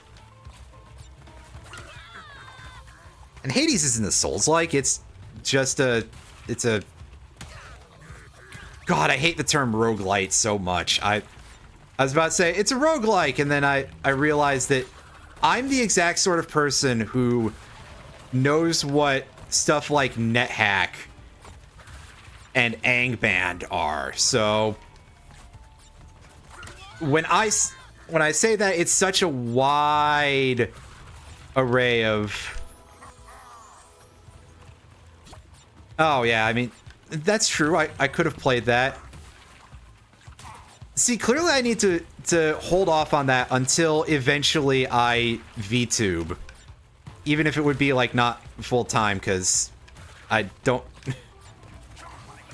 I wouldn't want to, like, lose the established audience of 5 people that I have already, and I feel like if I go into that, there's going to be at least a couple of people who are going to be like, ew, disgusting weeb shit, despite all the weeb shit they enjoy. It's...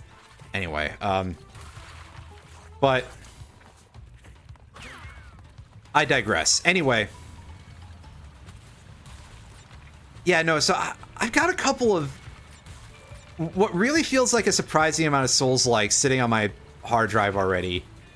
That I'm just like, you know, I'm really thinking about playing these for being a person who's like, I really don't like Souls-likes. I feel like I get like this about a couple of genres, and then I just end up with a weirdly large amount of them just waiting for me to do anything with them. Like, if I talk, you know, when I talk shit about 90s collectathon platformers, and you think about how many of them I've played on stream for that matter,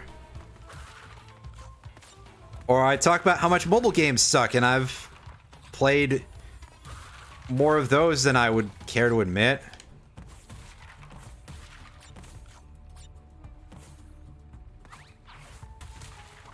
Anyway, I got off track here.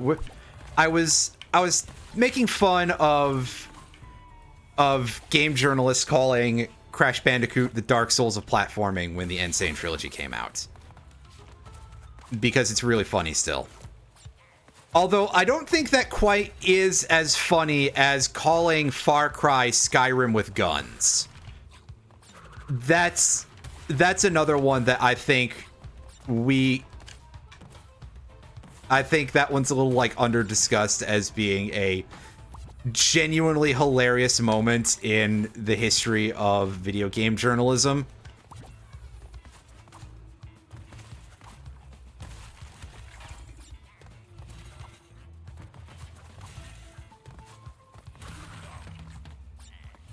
So, I mean,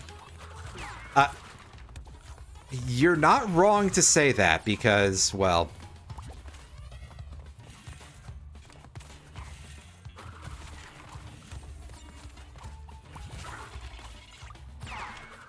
especially not Fallout post New Vegas, where it's actually literally made by Bethesda, as opposed to just being published, as far as I know.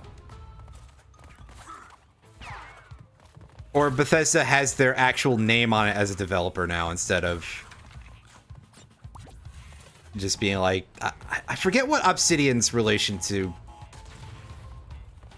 Bethesda actually is. But yeah,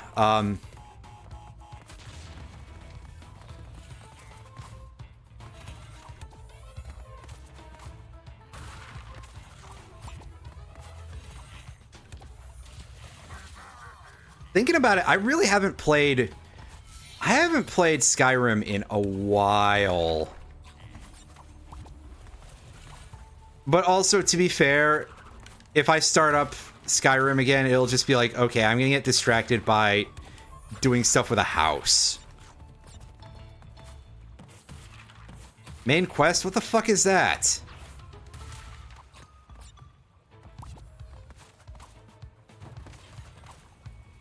I mean, it could happen at some point. People still like that, right?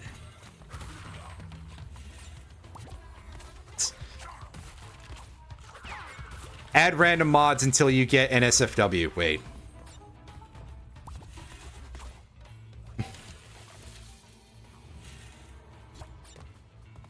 I suck at these jumps, but I'm like kind of getting really cagey about the swinging dudes.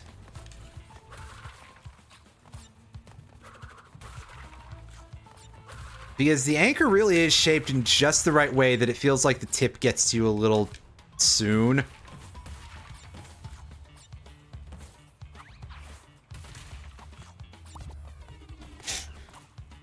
Add random Skyrim mod until you hit titty. That sounds like it would get me in trouble, but it would be really funny also, because let's be real, how many NSFW mods exist for Skyrim? And the answer is quite a few.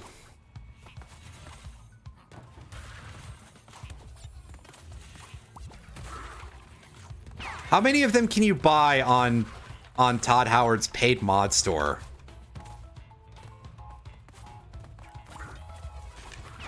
That's right, everybody. I'm very specifically referring to Bethesda now as Todd Howard as opposed to Bethesda. It's literally just Todd Howard.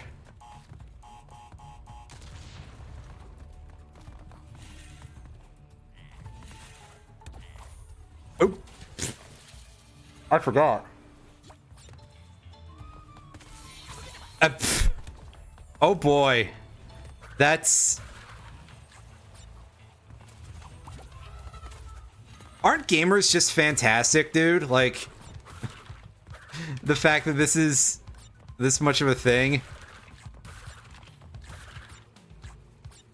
Oh yeah, I forgot that there's stuff up there. Well, it's alright. I don't actually need to get all these crates. I just kind of want the Aku Aku here, because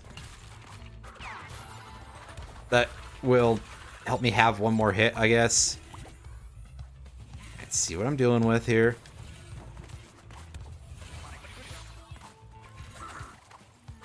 Yeah, and that's why I wanted another Aku Aku so that way I could take some actual hits here. Oh, does spinning the jump boxes get rid of the Wumpa fruit?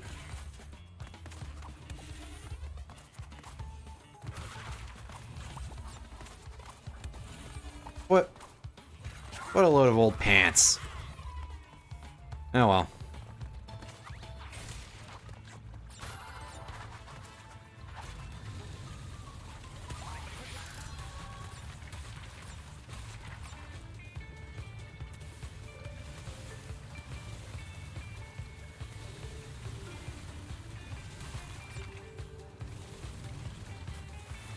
Well, I'm at least glad that I still have, like, an idea, even though those guys are...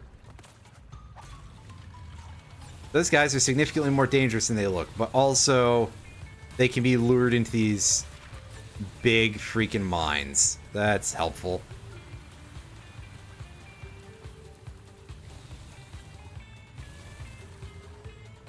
Oh, I thought the boost was like something you could hold. Whoa. Zoink Scoob. Ugh. Dang it, the guys who track you are kind of rough to deal with. Get blowed up, there we go. Ugh.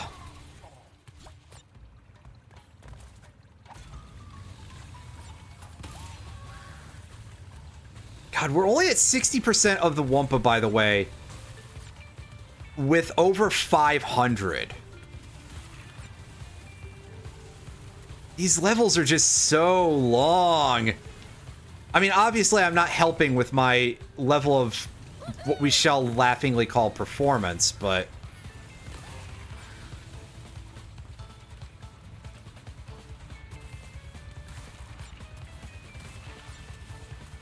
Like, I just think about the levels in Crash 3, and I think the longest time trial in that game... even just for a Sapphire Relic, the time you have to beat in that is like less than 2 minutes 30 for the longest one. And this, every level feels like it...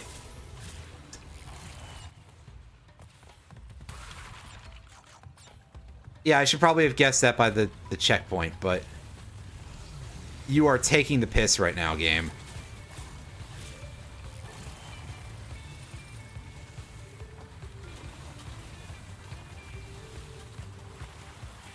Okay, so how do I do this?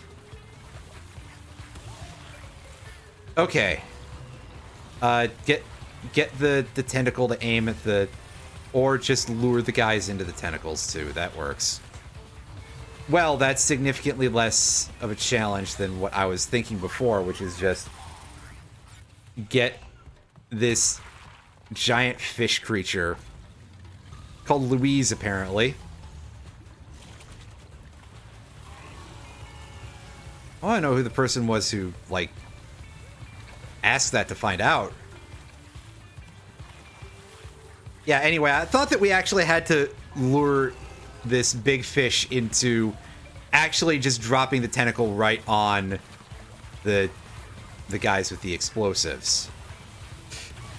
Which works, but you shouldn't rely on that. As I proceed to rely on it, basically.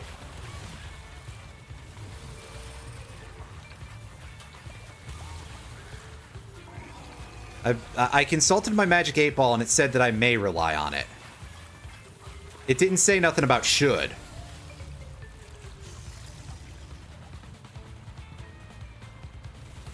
Well, that was a year of an adventure.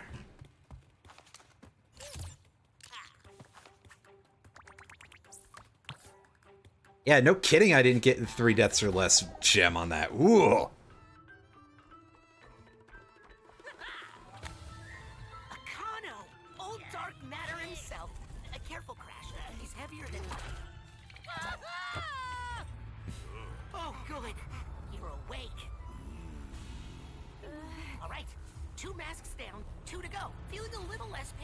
I wasn't a 10 before. Now I'm at a solid, let's say, 9.78. 888. Oh yeah, these bandicoots are here to help. Bandicoot. Follow. Short and to the point. Love this guy. Is that Fred Tashior? Or I don't know how to pronounce his last name offhand, but he voices like every big dumb guy in Western things. Like he was also he was Spirit Breaker in Dota and some others.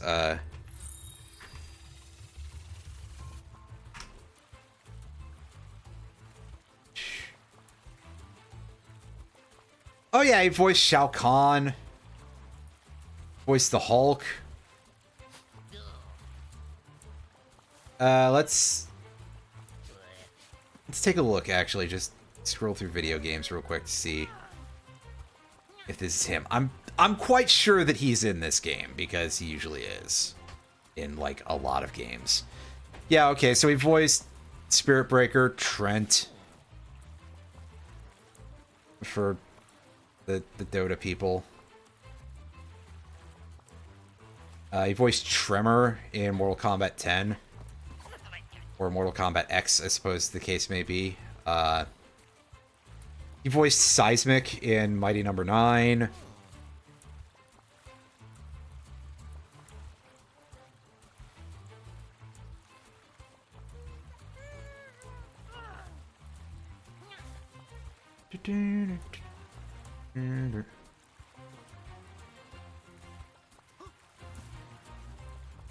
Is he not in this game? That's...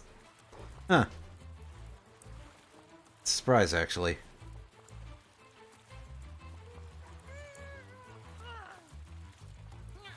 He voiced Don Corneo in the remake of 7.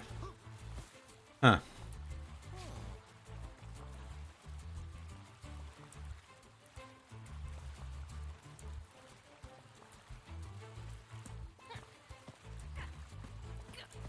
Okay, yeah, he voices someone else, but his voice is in the game. I thought he was... I immediately guessed that he was the big chunk mask, because he gets very, very typecast.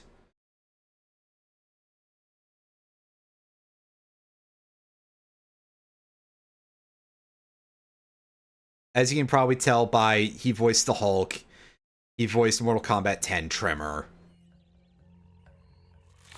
He voiced literally an ox.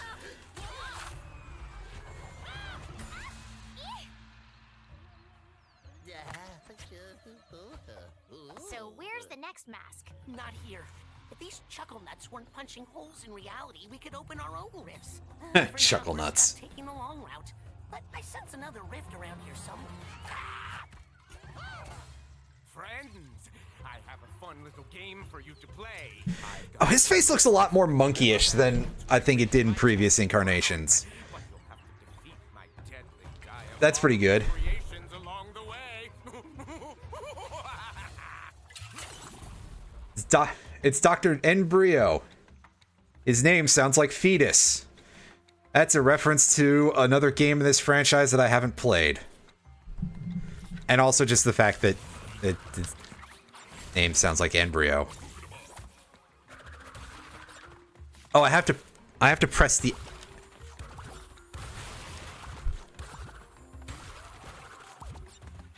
Oh, is it hold it? Okay, so that... It's a toggle? Ooh, ooh.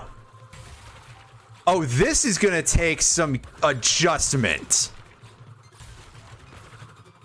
This ain't no Death Tornado spin, son. This is no Zaku. These controls are not what I'm used to for this, and not at all what I was expecting. So, it's been a while. What's been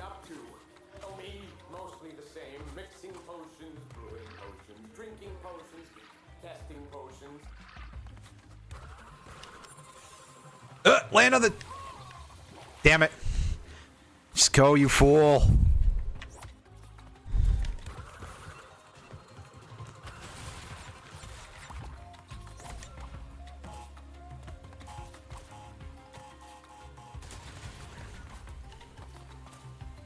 Also, I see Embryo is communicating through his potion bottles. Well, I mean, fair enough, dude.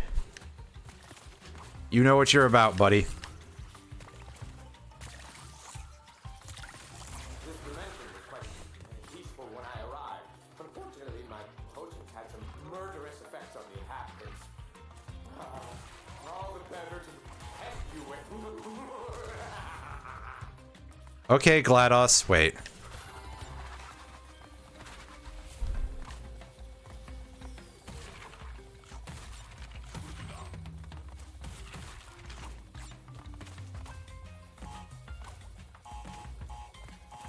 Ah! Zoink Scoobert. Okay, so I'm gonna need... Excuse me. Deflects green magic, huh? So it blocks status spells? Wait, no, sorry. That's a whole thing. So the green mage sure exists in the Final Fantasy franchise, right? Like, what a choice.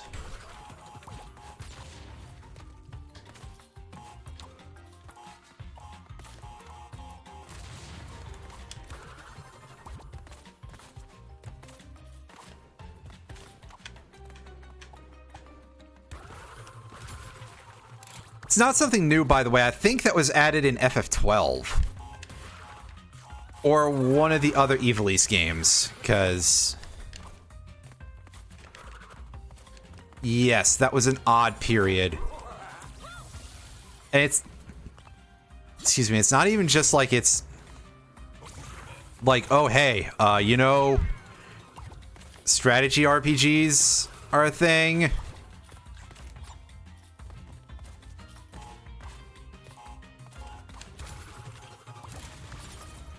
Like, truth be told, I don't even know that that was necessarily a thing that you would have needed for those games.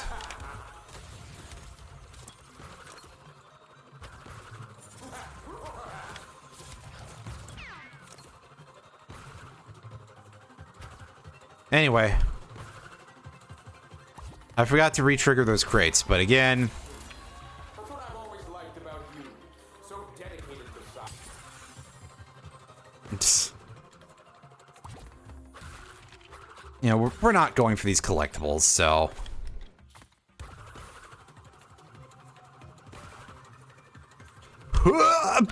Ooh, this looks like a quite rough jump.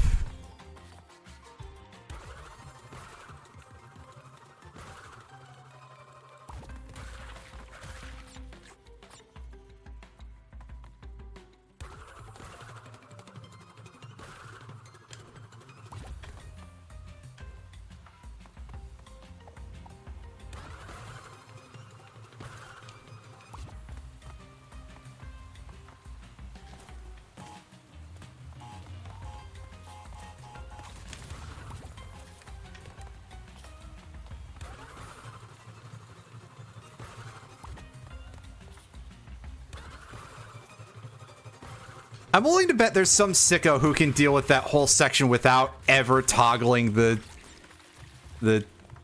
super spin thing.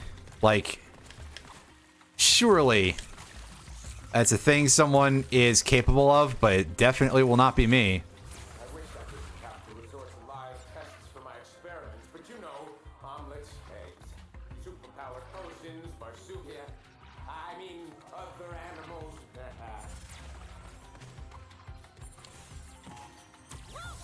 Oh. They actually turn to look at you. All right.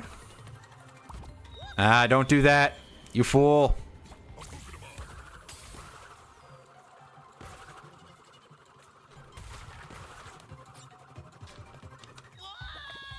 Where was my second jump there, game?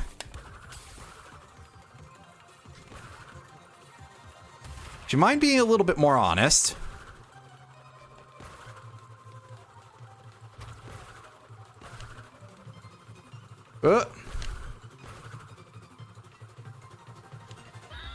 Fuck, I shouldn't have... I was going for it because I was like, hey, wouldn't it be cool if, but I shouldn't have.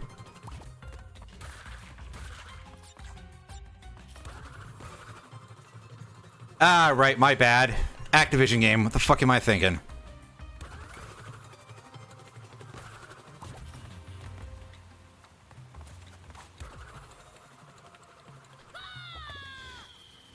Don't do it that way, you...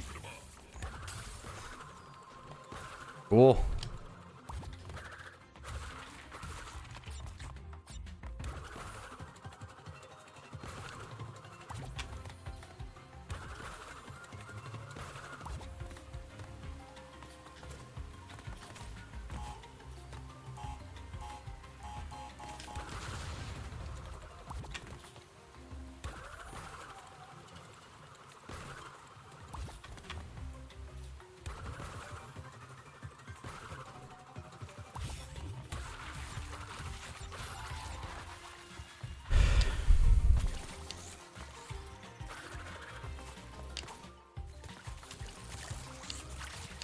Oh! I forgot their whole animation cycle. Well, whatever. We got a checkpoint. Truth be told, that checkpoint is in a place where it should have been the whole time. Okay, yeah, I really did forget the whole animation cycle on those things.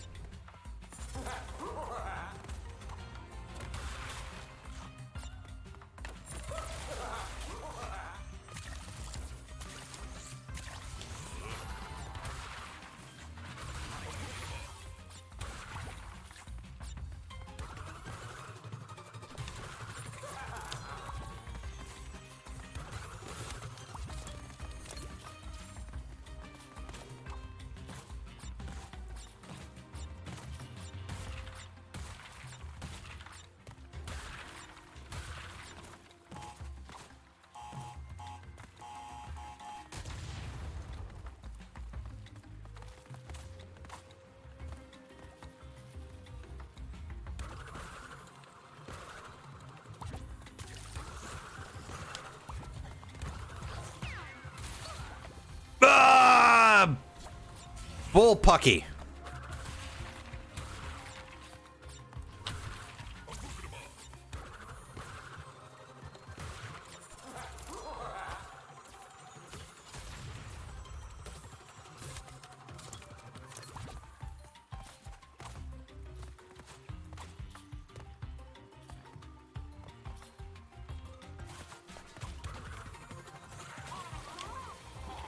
I keep doing that, which is not going to give me optimal height. I'm just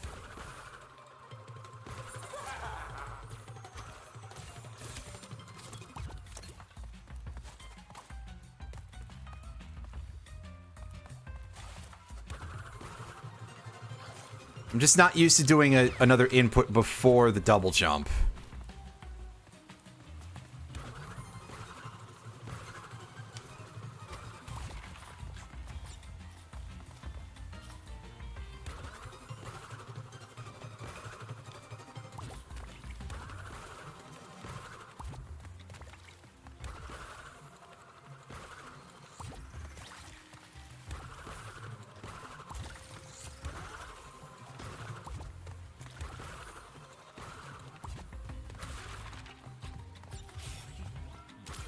Pretty good. 212 crates, by the way. 212 in this level.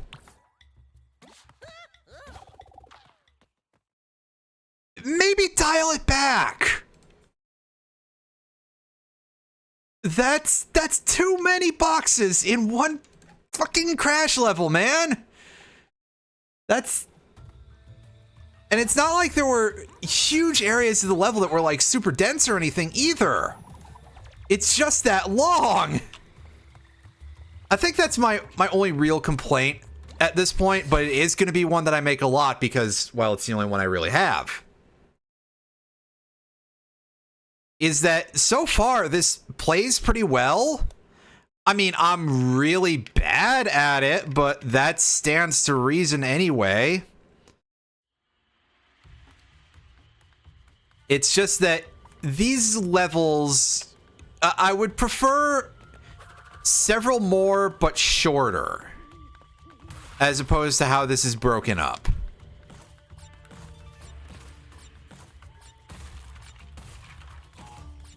At least so far.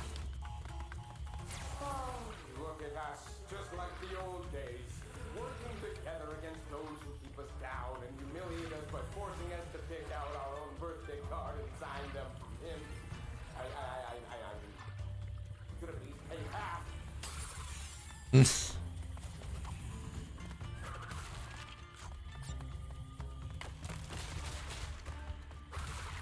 And Cortex is not a great boss, is he? Wow, who could have imagined? Look at these dragons. It's like a callback to Crash 3. Can't say I see the appeal of all that jumping you do. Perhaps I don't have the right body for it.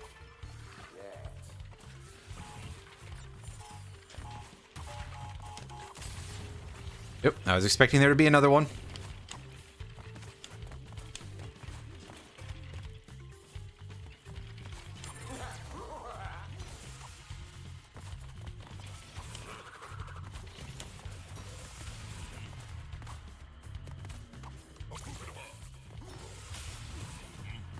Oh.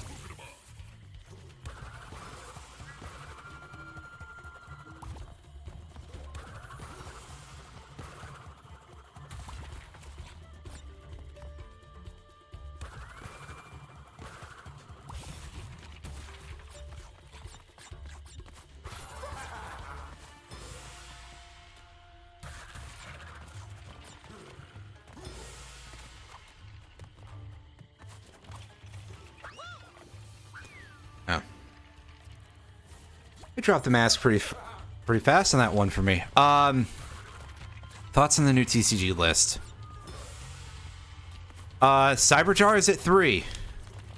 That's fucked up. I mean, I assume at this point that it's basically unplayable, but as somebody who remembers back in the era where that thing was really, really stupidly strong, that's fucked up.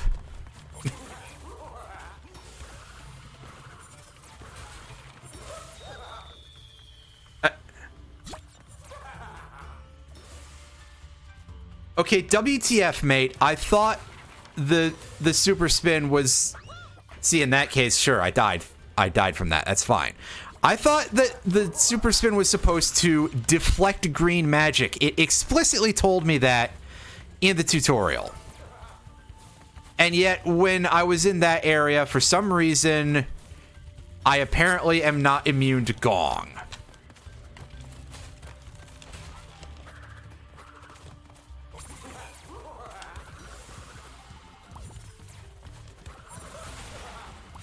So does Gong not count as magic, I guess? I don't know. Anyway. In which case, maybe if you want something to be color-coded, don't reuse that color if it doesn't continue to mean the same thing. Or, I mean, the other thing is like, hey, color coding is not necessarily the greatest of choices for anything to do with indicating anything in these, but you know, colorblind friendly design is a thing that I don't necessarily even understand super well, but I just know that most devs are not good at yet anyway, so despite any move forward, it just, I don't know, now that I know like a small amount about... Well, that was interesting.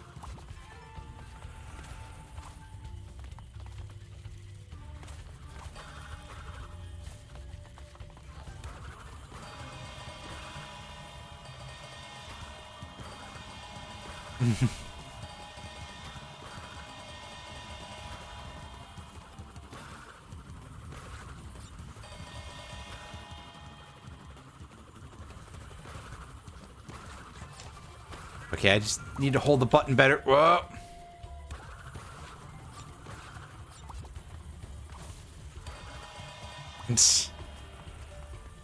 That's more fun than it should be.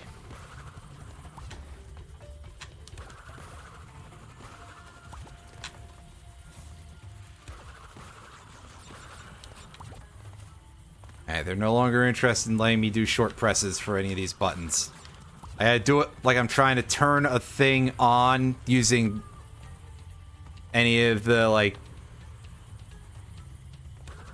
switches that don't physically toggle that much. They exist on everything. I don't know that I want to call them contact switches. It doesn't seem correct, but, you know, on pretty much any electronic.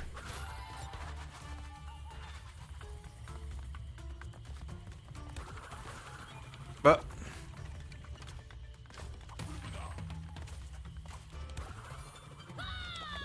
whoops.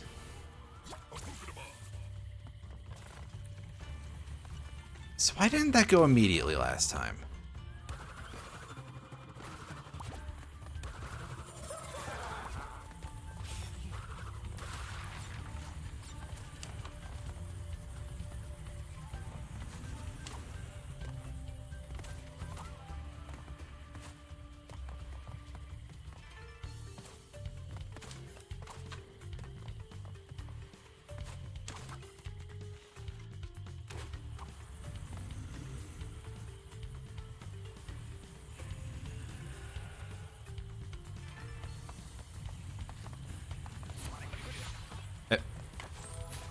Oh, okay, so why does it feel like the masks just vanish very easily without much fanfare? Like, I swear that I'm having a bit of difficulty telling when the masks disable. Okay, yeah, I saw it happen there. You know, little tiny, like, the minorest sound cue. And Crash flashed a color. I mean, I guess there was something, but still.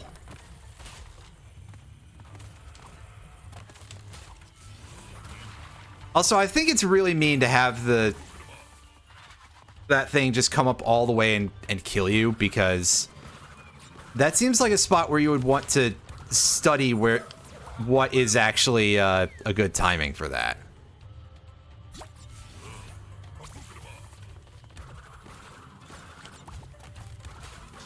Fuck. I try to take like one step back there so that way I can have space to do my run up properly. And it just feels like I have too much momentum. That one platform is sized just right to be a huge pain here. Ah, that's better. Okay.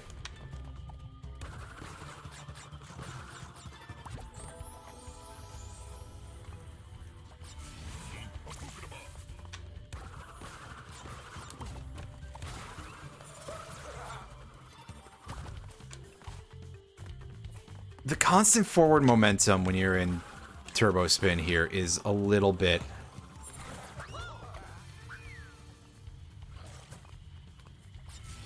Ugh!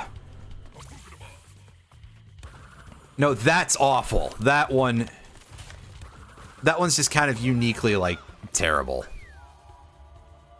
Where the big Shisa statues will bump you backwards.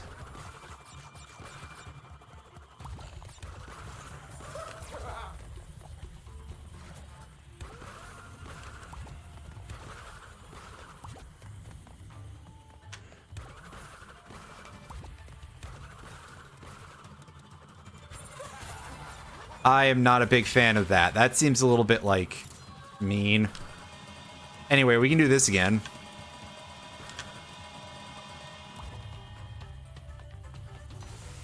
That's always fun. Alright, so what am I dealing with here? Oops. I was close there, just... Close isn't necessarily going to get you there.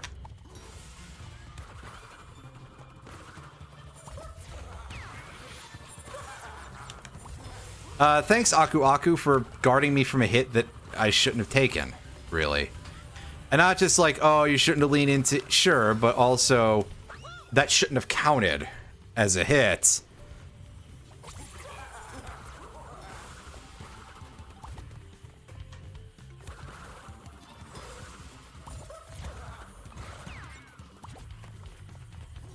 There we go. No! Crap. That's a really embarrassing way to die in a platformer, is getting stuck under one of those things and just like... Yeah.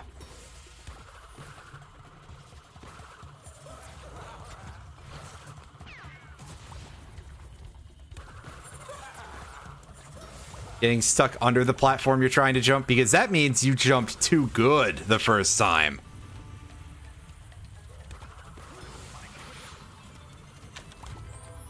And once again,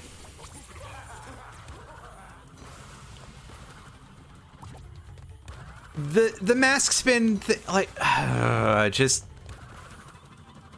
that. Okay, so that's a legitimate complaint, because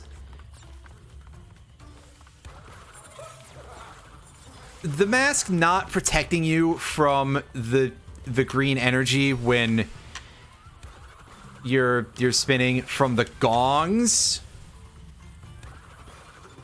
that actually seems like that's in direct violation of what they were implying when they explained the mask to you.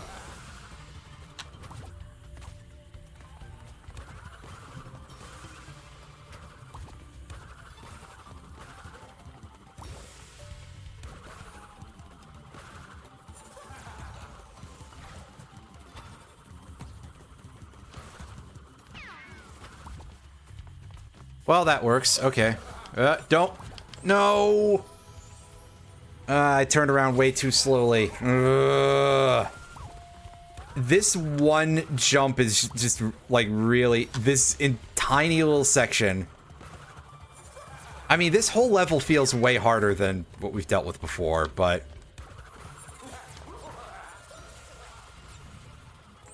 Oh!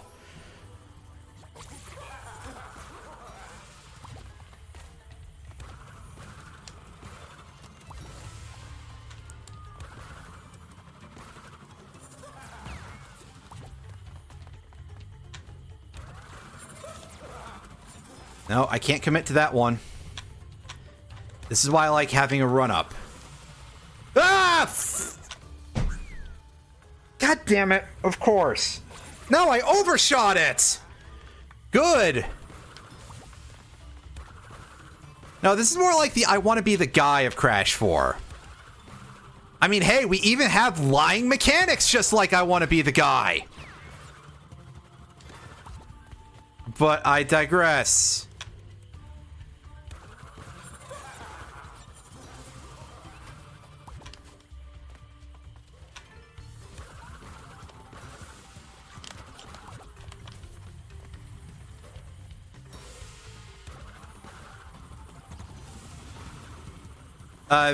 Okay, so I don't know what happened there, because it decided while I was over there the right edge of that platform that I didn't have a double jump for some reason. And then it let me do it later on. Oh god, I'm about to fall off. I don't even care. I want to reset on that one because I have a way of doing this, and it works. It's really stupid, but it works.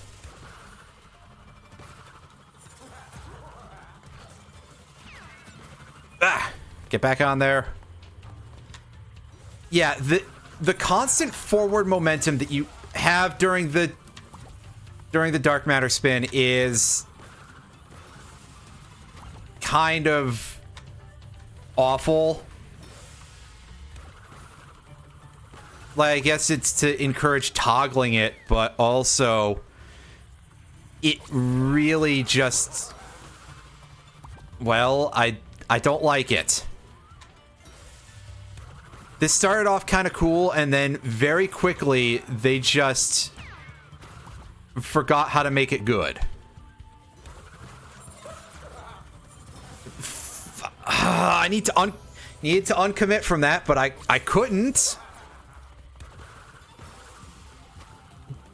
Yeah, you turn around very, very badly in that. Like, you don't necessarily turn on a dime when you're not in the spin, but when you are spinning, you are toast.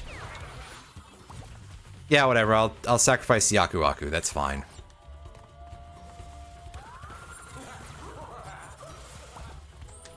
And then sometimes you'll just do something like that where you will not gain enough height because of reasons.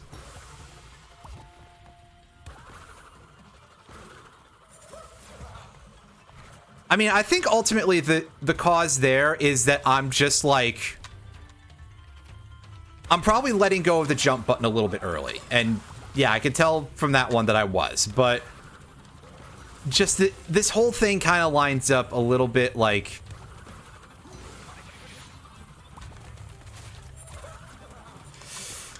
Okay. Okay, we're further along now than we've been up until... Get out from under the fucking platform, you stupid orange rat!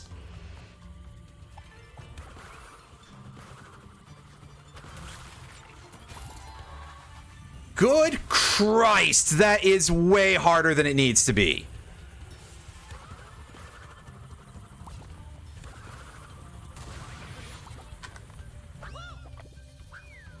Ah, good, and because we've hit a checkpoint, I'm pretty sure that I...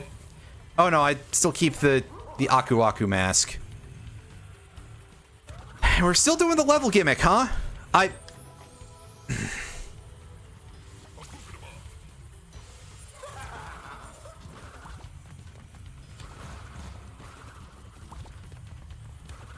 Okay, well, at least that time we... Wait, why did that platform not crumble? That doesn't make a whole lot of sense. Alright, reset our positioning.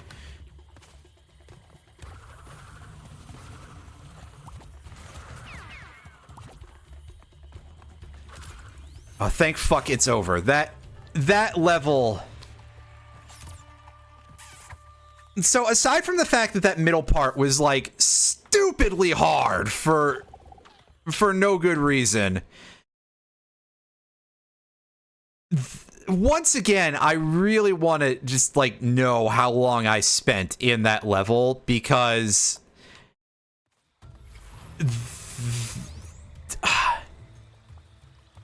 I hate to keep saying it, because I know that it's like, hey, I have nothing else really to say at this point, but it's just like, these levels are too long.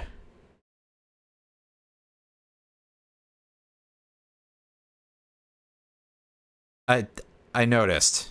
I can go back and look later, but yeah, no, that is and is going to continue to be my main complaint here, is that these levels are just too long, and that's the main recurring... There's been a couple of bum notes here and there that's just like...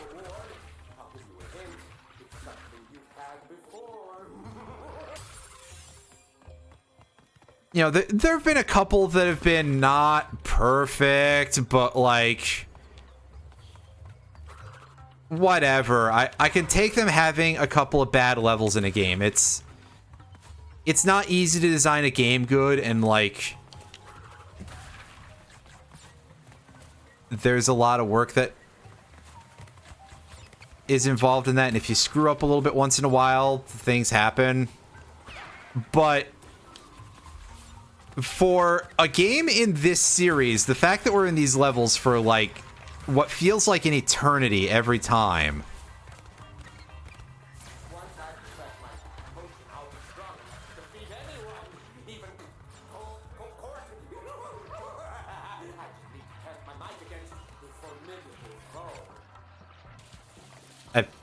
Now, hold on a second there. Was I not far enough up at the very end of the thing? I don't know. Anyway, it probably... Okay, good. I can double jump. I failed to the previous time.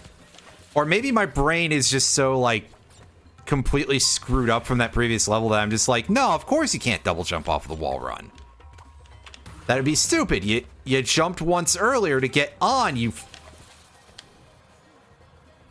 This is throwing me off. This one very specifically, I can actually remark on this that little bit right there, by all rights, it feels like you should be able to get up there with a single jump, because it looks like it's about the right height for that, but it isn't, and I keep getting screwed up by it.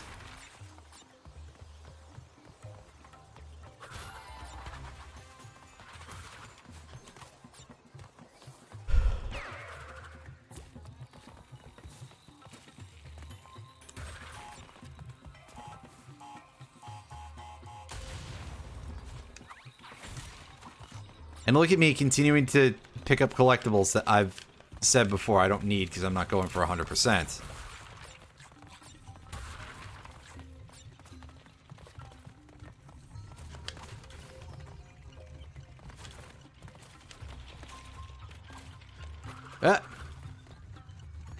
Try to not die.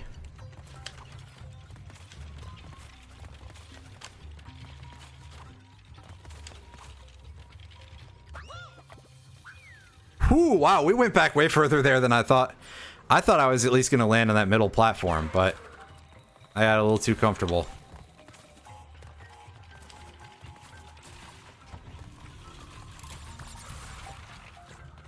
Pick these up for no good reason. They don't even give you lives. There aren't lives in this game. At least not in this mode.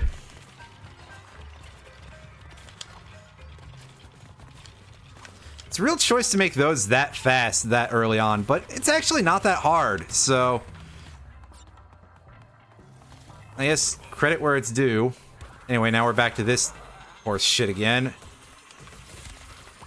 Ugh! God!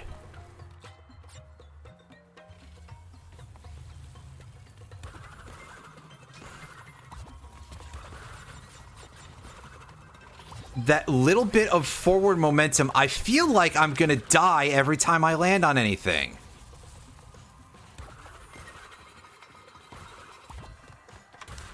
Just because of that, and... sure. Not sure why that happened.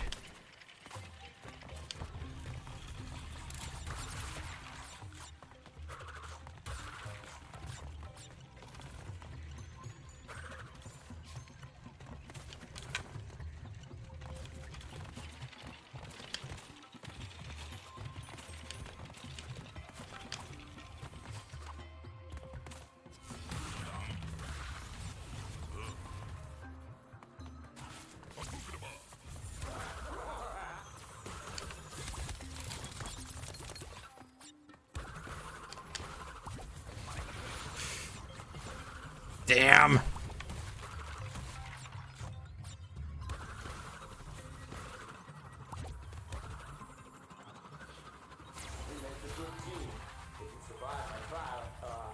If you enjoy your reward, we will make an even better team. Yes, Oh. I'm surprised I didn't die there, both because I thought I was about to bump into the thing, and also because I thought I touched the flame from the crate. Also, this transition, it's not that bad. But I was confused for a second. I was like, wait. It's just almost hidden, not completely hidden. See, there's a difference between mostly dead and all dead, or something.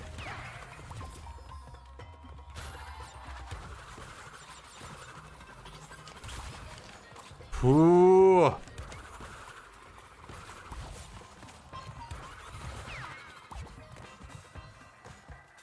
They are really enjoying using this to make you do, like, stupidly precise jumps.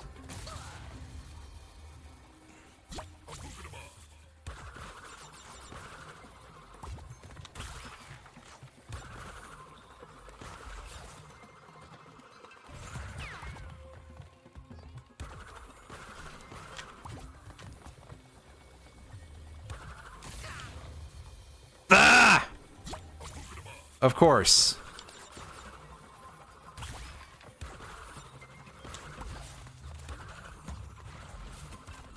Ah.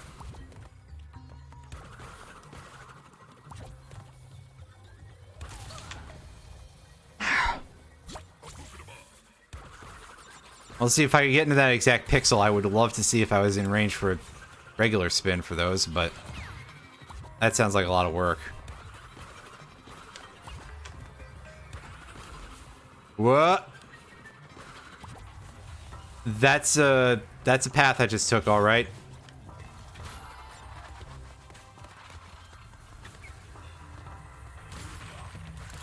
All right, so once again, we do not have the super mask, which is okay. I would rather just do this part of things, really, but like I can understand this. I can wrap my head around this a little better. I say even while I'm falling into a pit from a that one's entirely on me. I got on there at the wrong time. Oh, that's some tight timing, but to be fair, that's not really a thing you can screw around on that much anyway, so.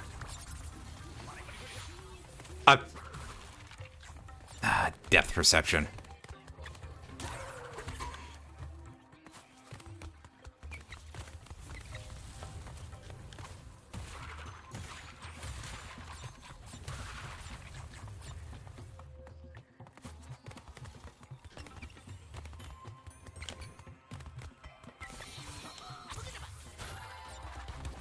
Okay, back to something a little bit more normal by our standards here.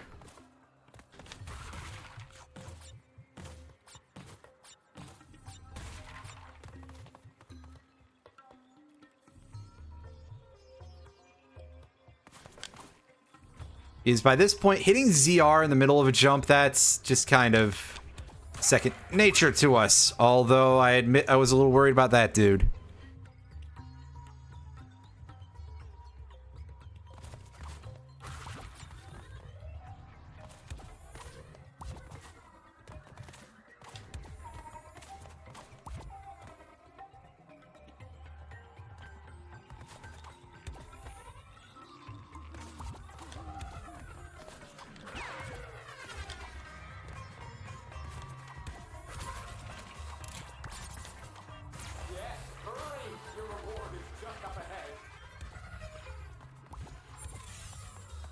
Okay, so what could I possibly need to toggle this on for? Is it literally just to be able to hit those crates?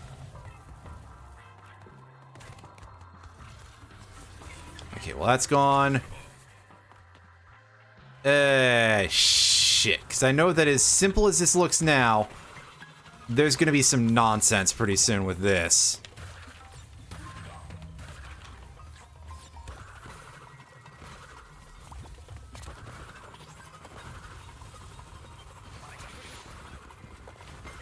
Remember, you're not invincible during the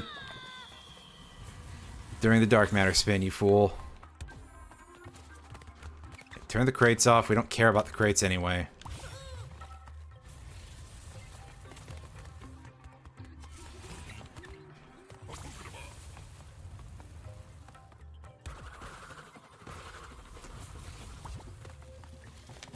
There is a minor visual cue for the dragon heads before they're about to fire. You can see their eyes kind of flicker a little bit.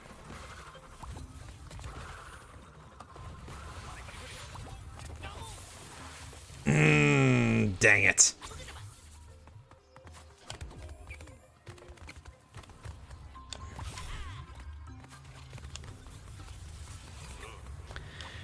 That is surprisingly free. I don't know why it's set up like that. Probably just to to lull you into a false sense of security for this bit.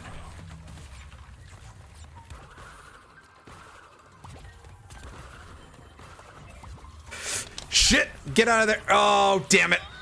Oh, we're right at the end too. I did that because I freaked out. I do know how to play the game, I swear. Kind of.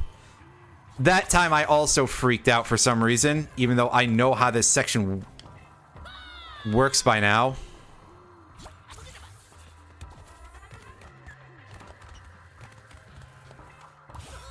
And see, that's the one where we can jump early. Yeah, don't freak out about that. No, of course.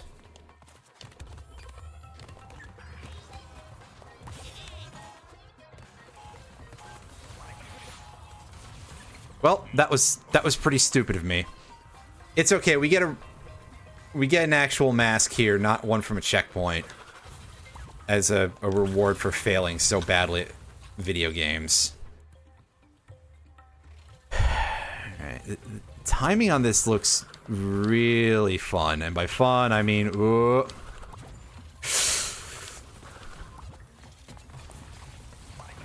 No, what am I doing? Other than freaking out again, because yeah.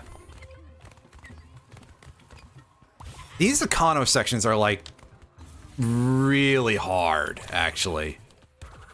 The amount of timing that you have to learn on this is insane! And even worse when you overshoot jumps like that so easily. That...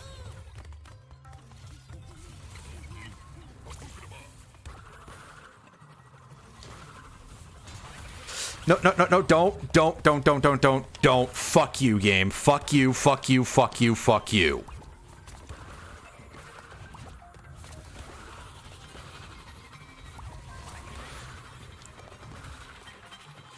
Good enough use of the mask. Anyway, that was a lot.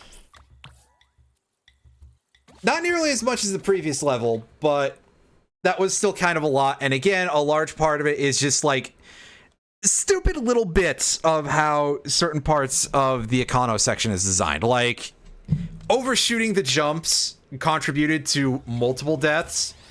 And when I can say that, that seems like a bit of a problem. Let's see how this boss fight goes, because surely I'm going to have to use the Dark Matter spin, and I'm going to be in pain.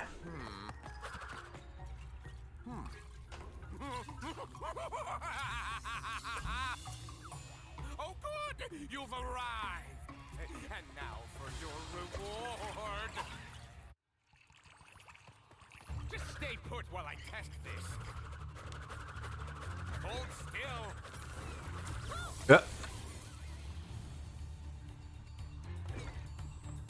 I wasn't expecting the big shockwave. For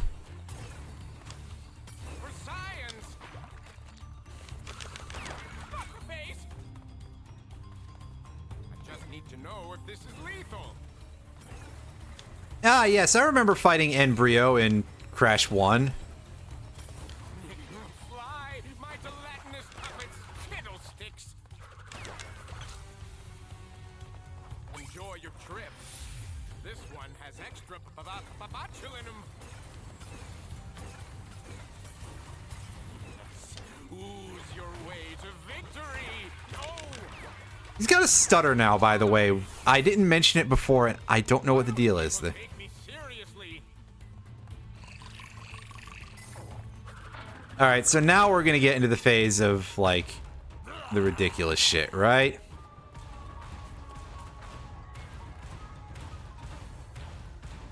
And yeah, so far, this is just...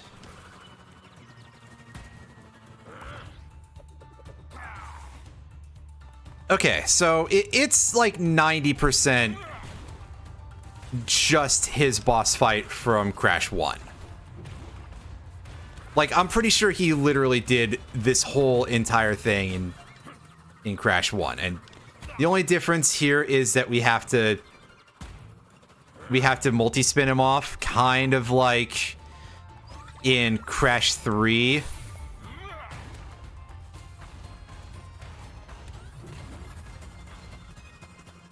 Whoop. Damn. So don't do that to dodge. Okay.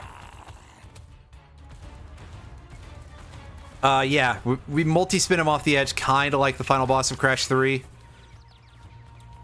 Which, like, okay, I sort of understand why, but also these bosses are quite derivative of previous boss fights so far, and that,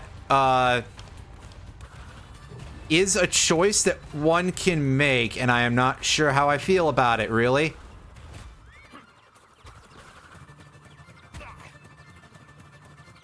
Like, I guess, okay, we're doing the retro throwback thing, but does it need to be so excessive in that regard?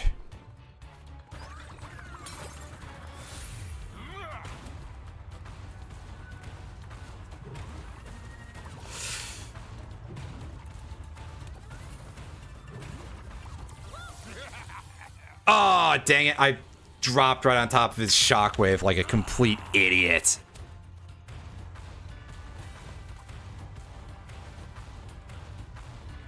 Also, yeah, with this many shockwaves, what is he, every boss in DK64?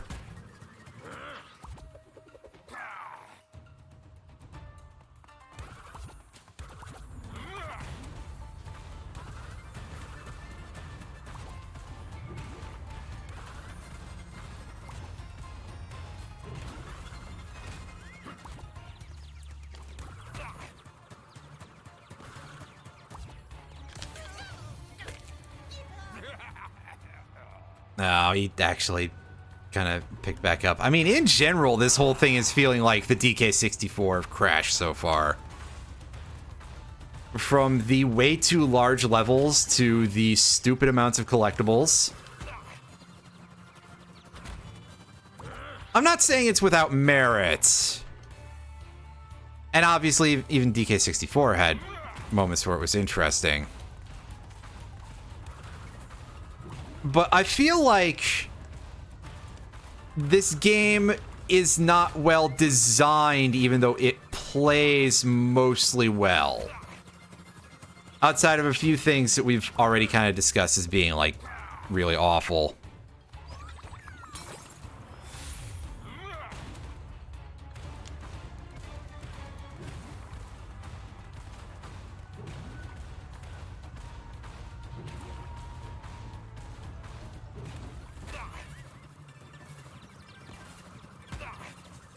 Okay, I was gonna ask if he gets tired, but it appears that we have to actually do that to him, so that's odd.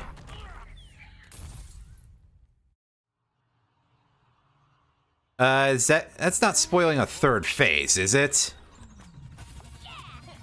He did get hit by that potion and... And now, for my final test, taste my reptilian wrath. My cloaca.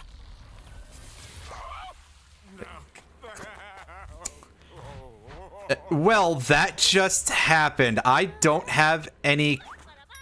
Yeah, Coco, that face is about the one that I'm making right now, because, that happened. I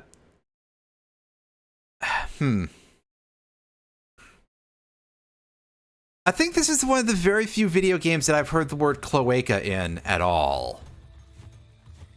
Particularly in anything aimed at kids.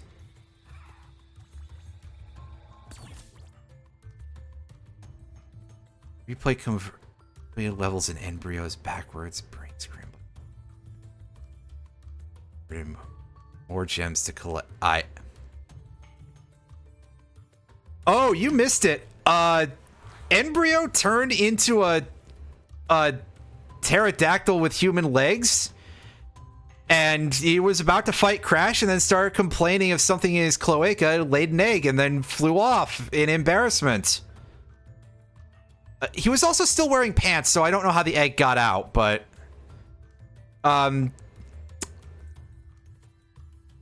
Yeah, so I'm really thinking about taking this cartridge out and flushing it down the toilet. now that I describe it, there's like this part of me that's like, you ever meet those guys who like have heard of what a furry is once, and then they put something into any of their whatever as like, oh yeah, this is basically a parody of what they think furries actually are. Something Jade and Homestuck. I don't know. Anyway, I don't know exactly where I'm going with that bit, and don't want to go any further with it. That's for fucking sure.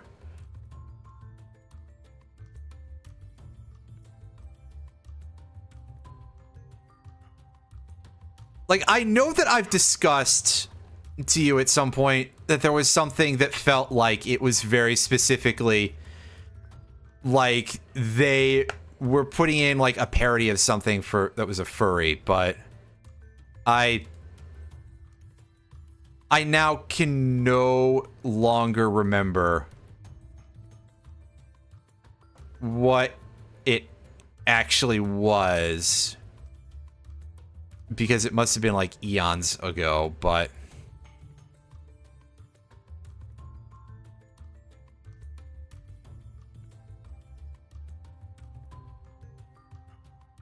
regardless,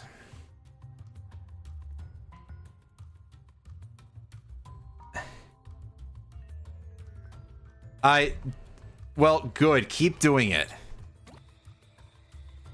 Anyway, this whole game feels like a bit of a mistake, is what I'm saying. But we finished the third world, and I don't know how much more of the game there is.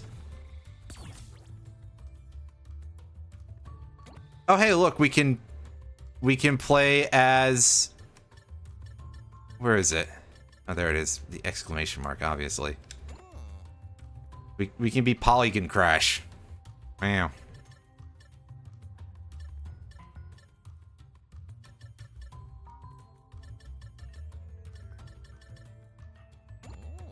But I enjoy the Skellington skin. So what do we got going on for Coco? Can we switch her skin and then she can appear differently in the game? Yeah, you can also be skeletons. I wonder if she'll appear like that in the cutscenes, because then we can just have these two weird skeleton marsupials. Mosquito Marsh a few days ago. Alright, well, let's do one more, and that'll round things out.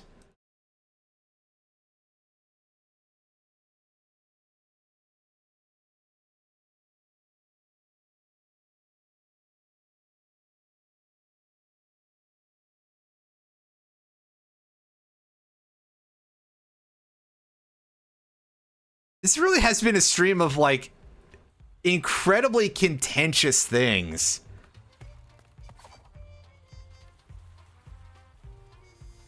Of me just, like, being a little too prepared to light things on fire, apparently. At least it would be getting into fights on the internet if there were other people on the other end.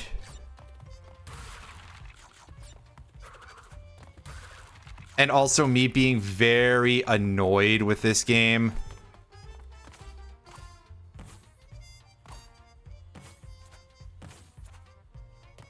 Anyway, hey, isn't this the second world of Sly Cooper?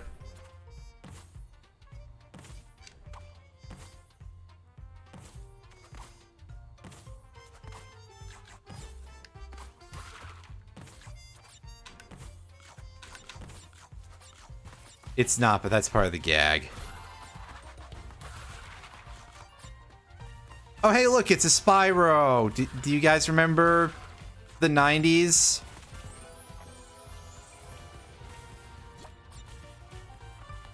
I don't have to kill those things. I should just not bother.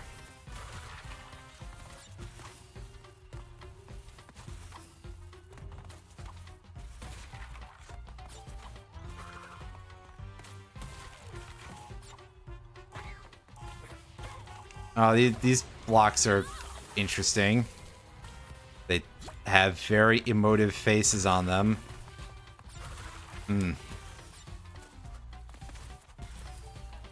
Oh, hey, look, it's a Purr the Tiger float from Crash 3. Do you remember the 90s? Because this video game is made very specifically for people who do.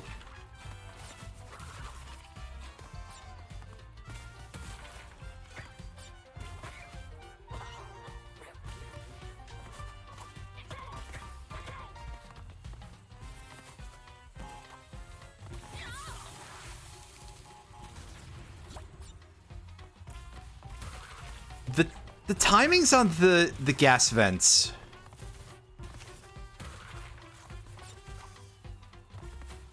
I don't know. I think I'm just arriving at them at the wrong time. That's all.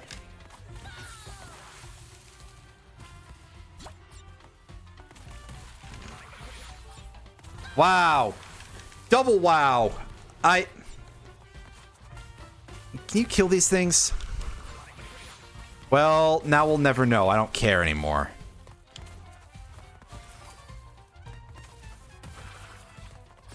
Yeah, I just feel like I've been arriving at those gas vents at like the wrong time every time. Like to such an extent that I would be like, okay, this seems a little weird if it weren't just for me. No, that one's much faster than I keep thinking it is. I'm sorry, a large part of this is just due to inexperience.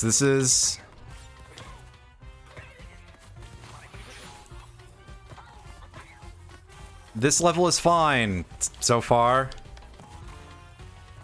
I mean, the hit detection on those ghosts with the trumpets is just very, very large. I'm not even going to be like, oh, it's unforgiving. That implies that it's, like, sensible. I feel like...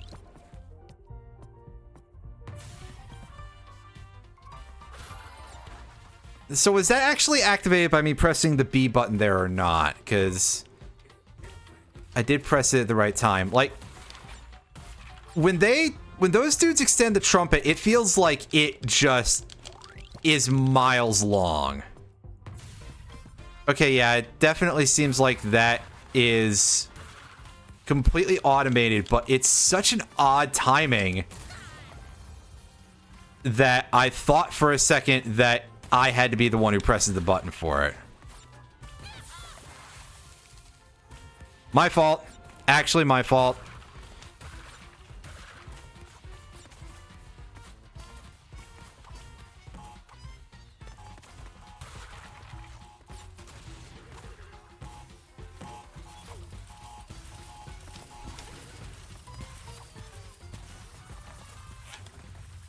Yeah, no, avoid that guy.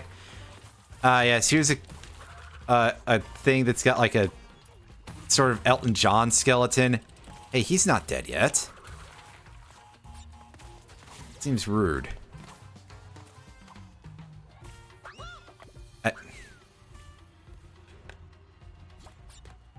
Okay, that felt like I hit an invisible wall. Ah!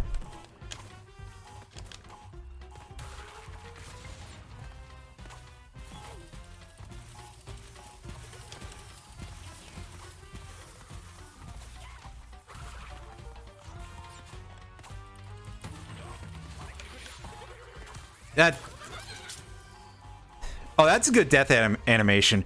I feel like we haven't seen a lot of the silly death animations because this game has been very heavy on you either dying by fire or explosions or pits. And that is odd because it's Crash Bandicoot, right? This game is kind of known for the humorous death animations a little bit.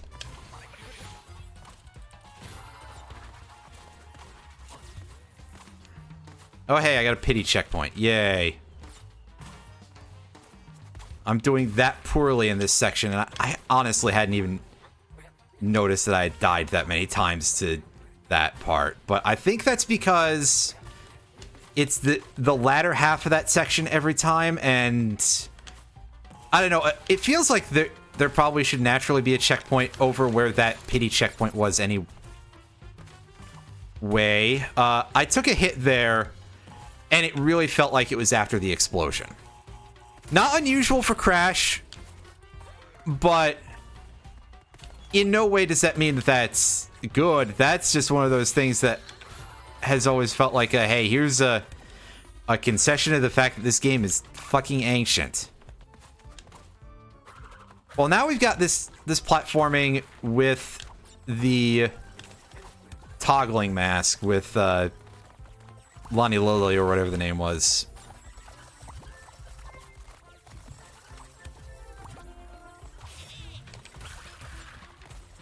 And that was quite easy.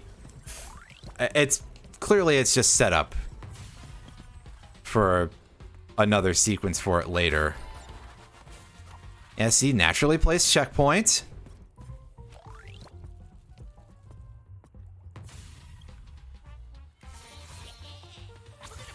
Ah, here we go. Wah! Okay, this is gonna be a timing, all right. Okay, maybe that checkpoint is not naturally placed. It should be after the cannon. Otherwise, oh hey, we gotta sit through the cannon every time.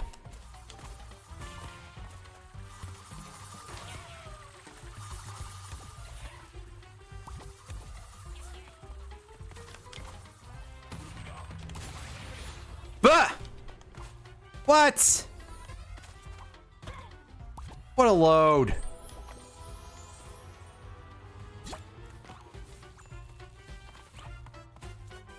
What a complete and utter ripoff! I lost that mask just immediately from...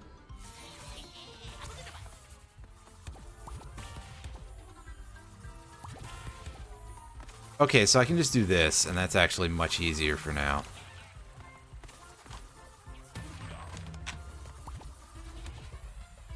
Oh, I see, because it's...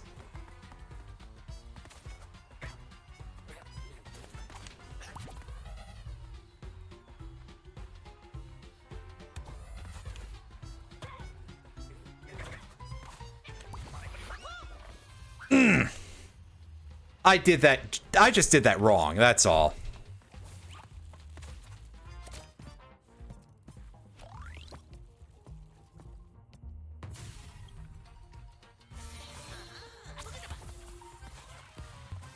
Okay, so we do this, and that makes things easier because we don't have to worry about the fire guy.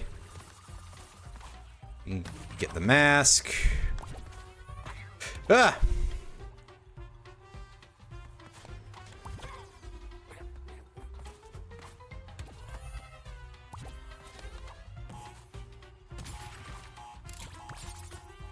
Okay, so what else you got going on here?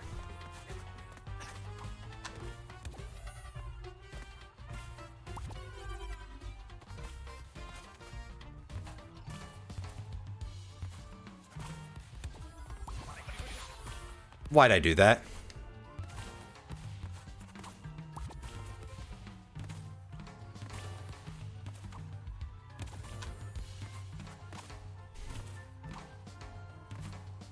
Also, this is a pretty... I will say that this is a pretty fun, like, design for a level in terms of...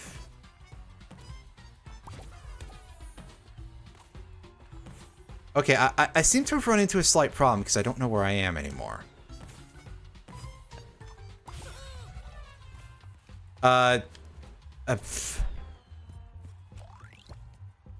Okay, so that's... That one's not on me. That... great camera there, game. I'm glad we... Right, it's the A button to switch on that, I think. So...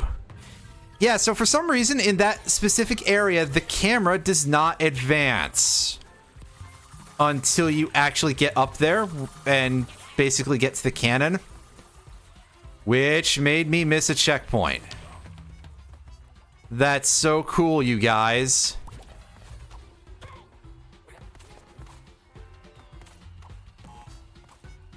I'm enjoying the overall, like, visual style and everything in this level, though. It's pretty neat.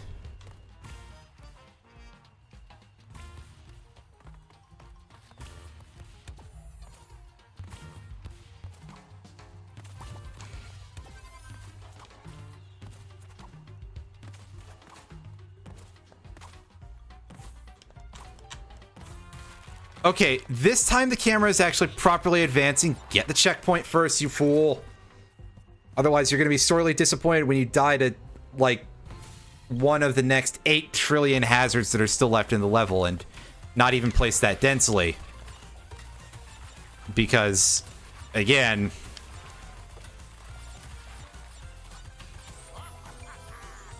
I feel like I could probably have beaten all of Crash 3 in the time that I've been streaming this. And by all of, I mean, just beating the final boss, really. Not... I'm not saying that I would have gotten 100%. That's not... Or, what's it, 105%, I think, is the max in that game? Oh, God, that... Is that guy placed higher than the other ones? I can't tell. But it definitely feels like that's a very tight...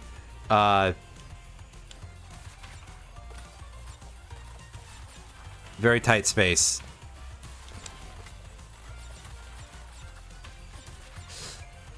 Yeah, I think that one is actually positioned a little higher. Oh, crap. Well, that's unfortunate. So this is probably going to be a lot of me failing that one jump again. Because I definitely don't have it yet.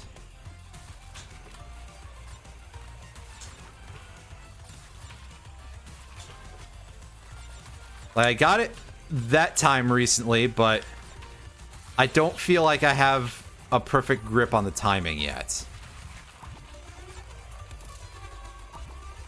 And then we have this stupidly facile Lanny Lowly section and another... This better be taking me to the end of the level, because, like...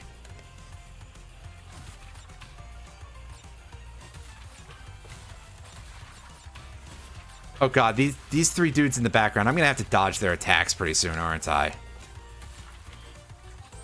That's my... I don't know why I, like, jumped that so soon, but yeah. That was dumb. Anyway, how much... 215, I mean, yeah, that's... Ugh.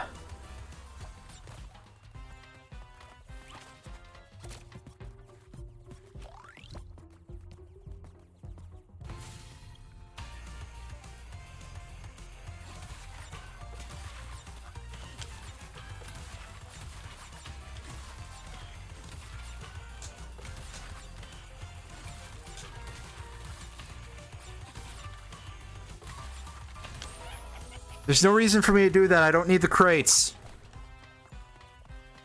I'm just being a buffoon at this point. And I mean, again, part of it can be... There is something to be said about the quality of the design, but at bare minimum, I do know on some level when I'm playing badly. And that was definitely me playing badly.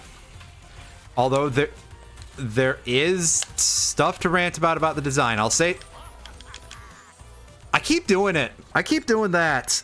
There's no reason. I already said I'm not going for the collectibles. I just want to be able to beat the game.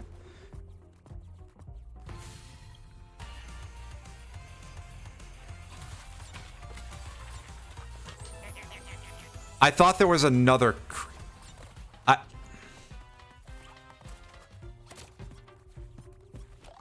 I need to stop doing that, but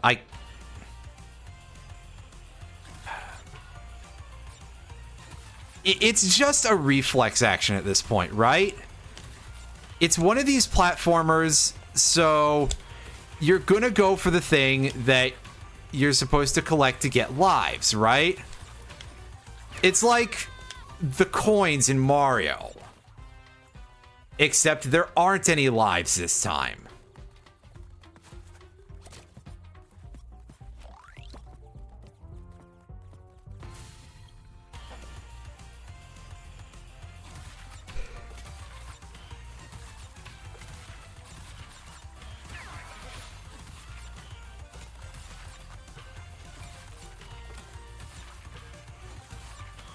I don't know why I thought pressing...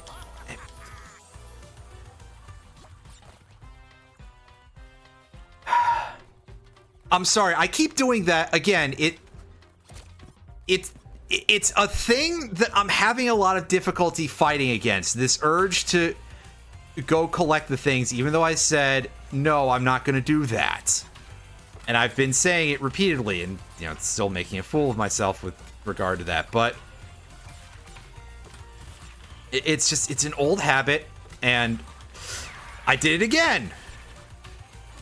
I think I'm expecting there... Double pressed. Good work, me. I think I'm expecting there to be a reason to do it after the... I'm definitely expecting there to be a reason to do it after the Nitro Crate. I can say that, too.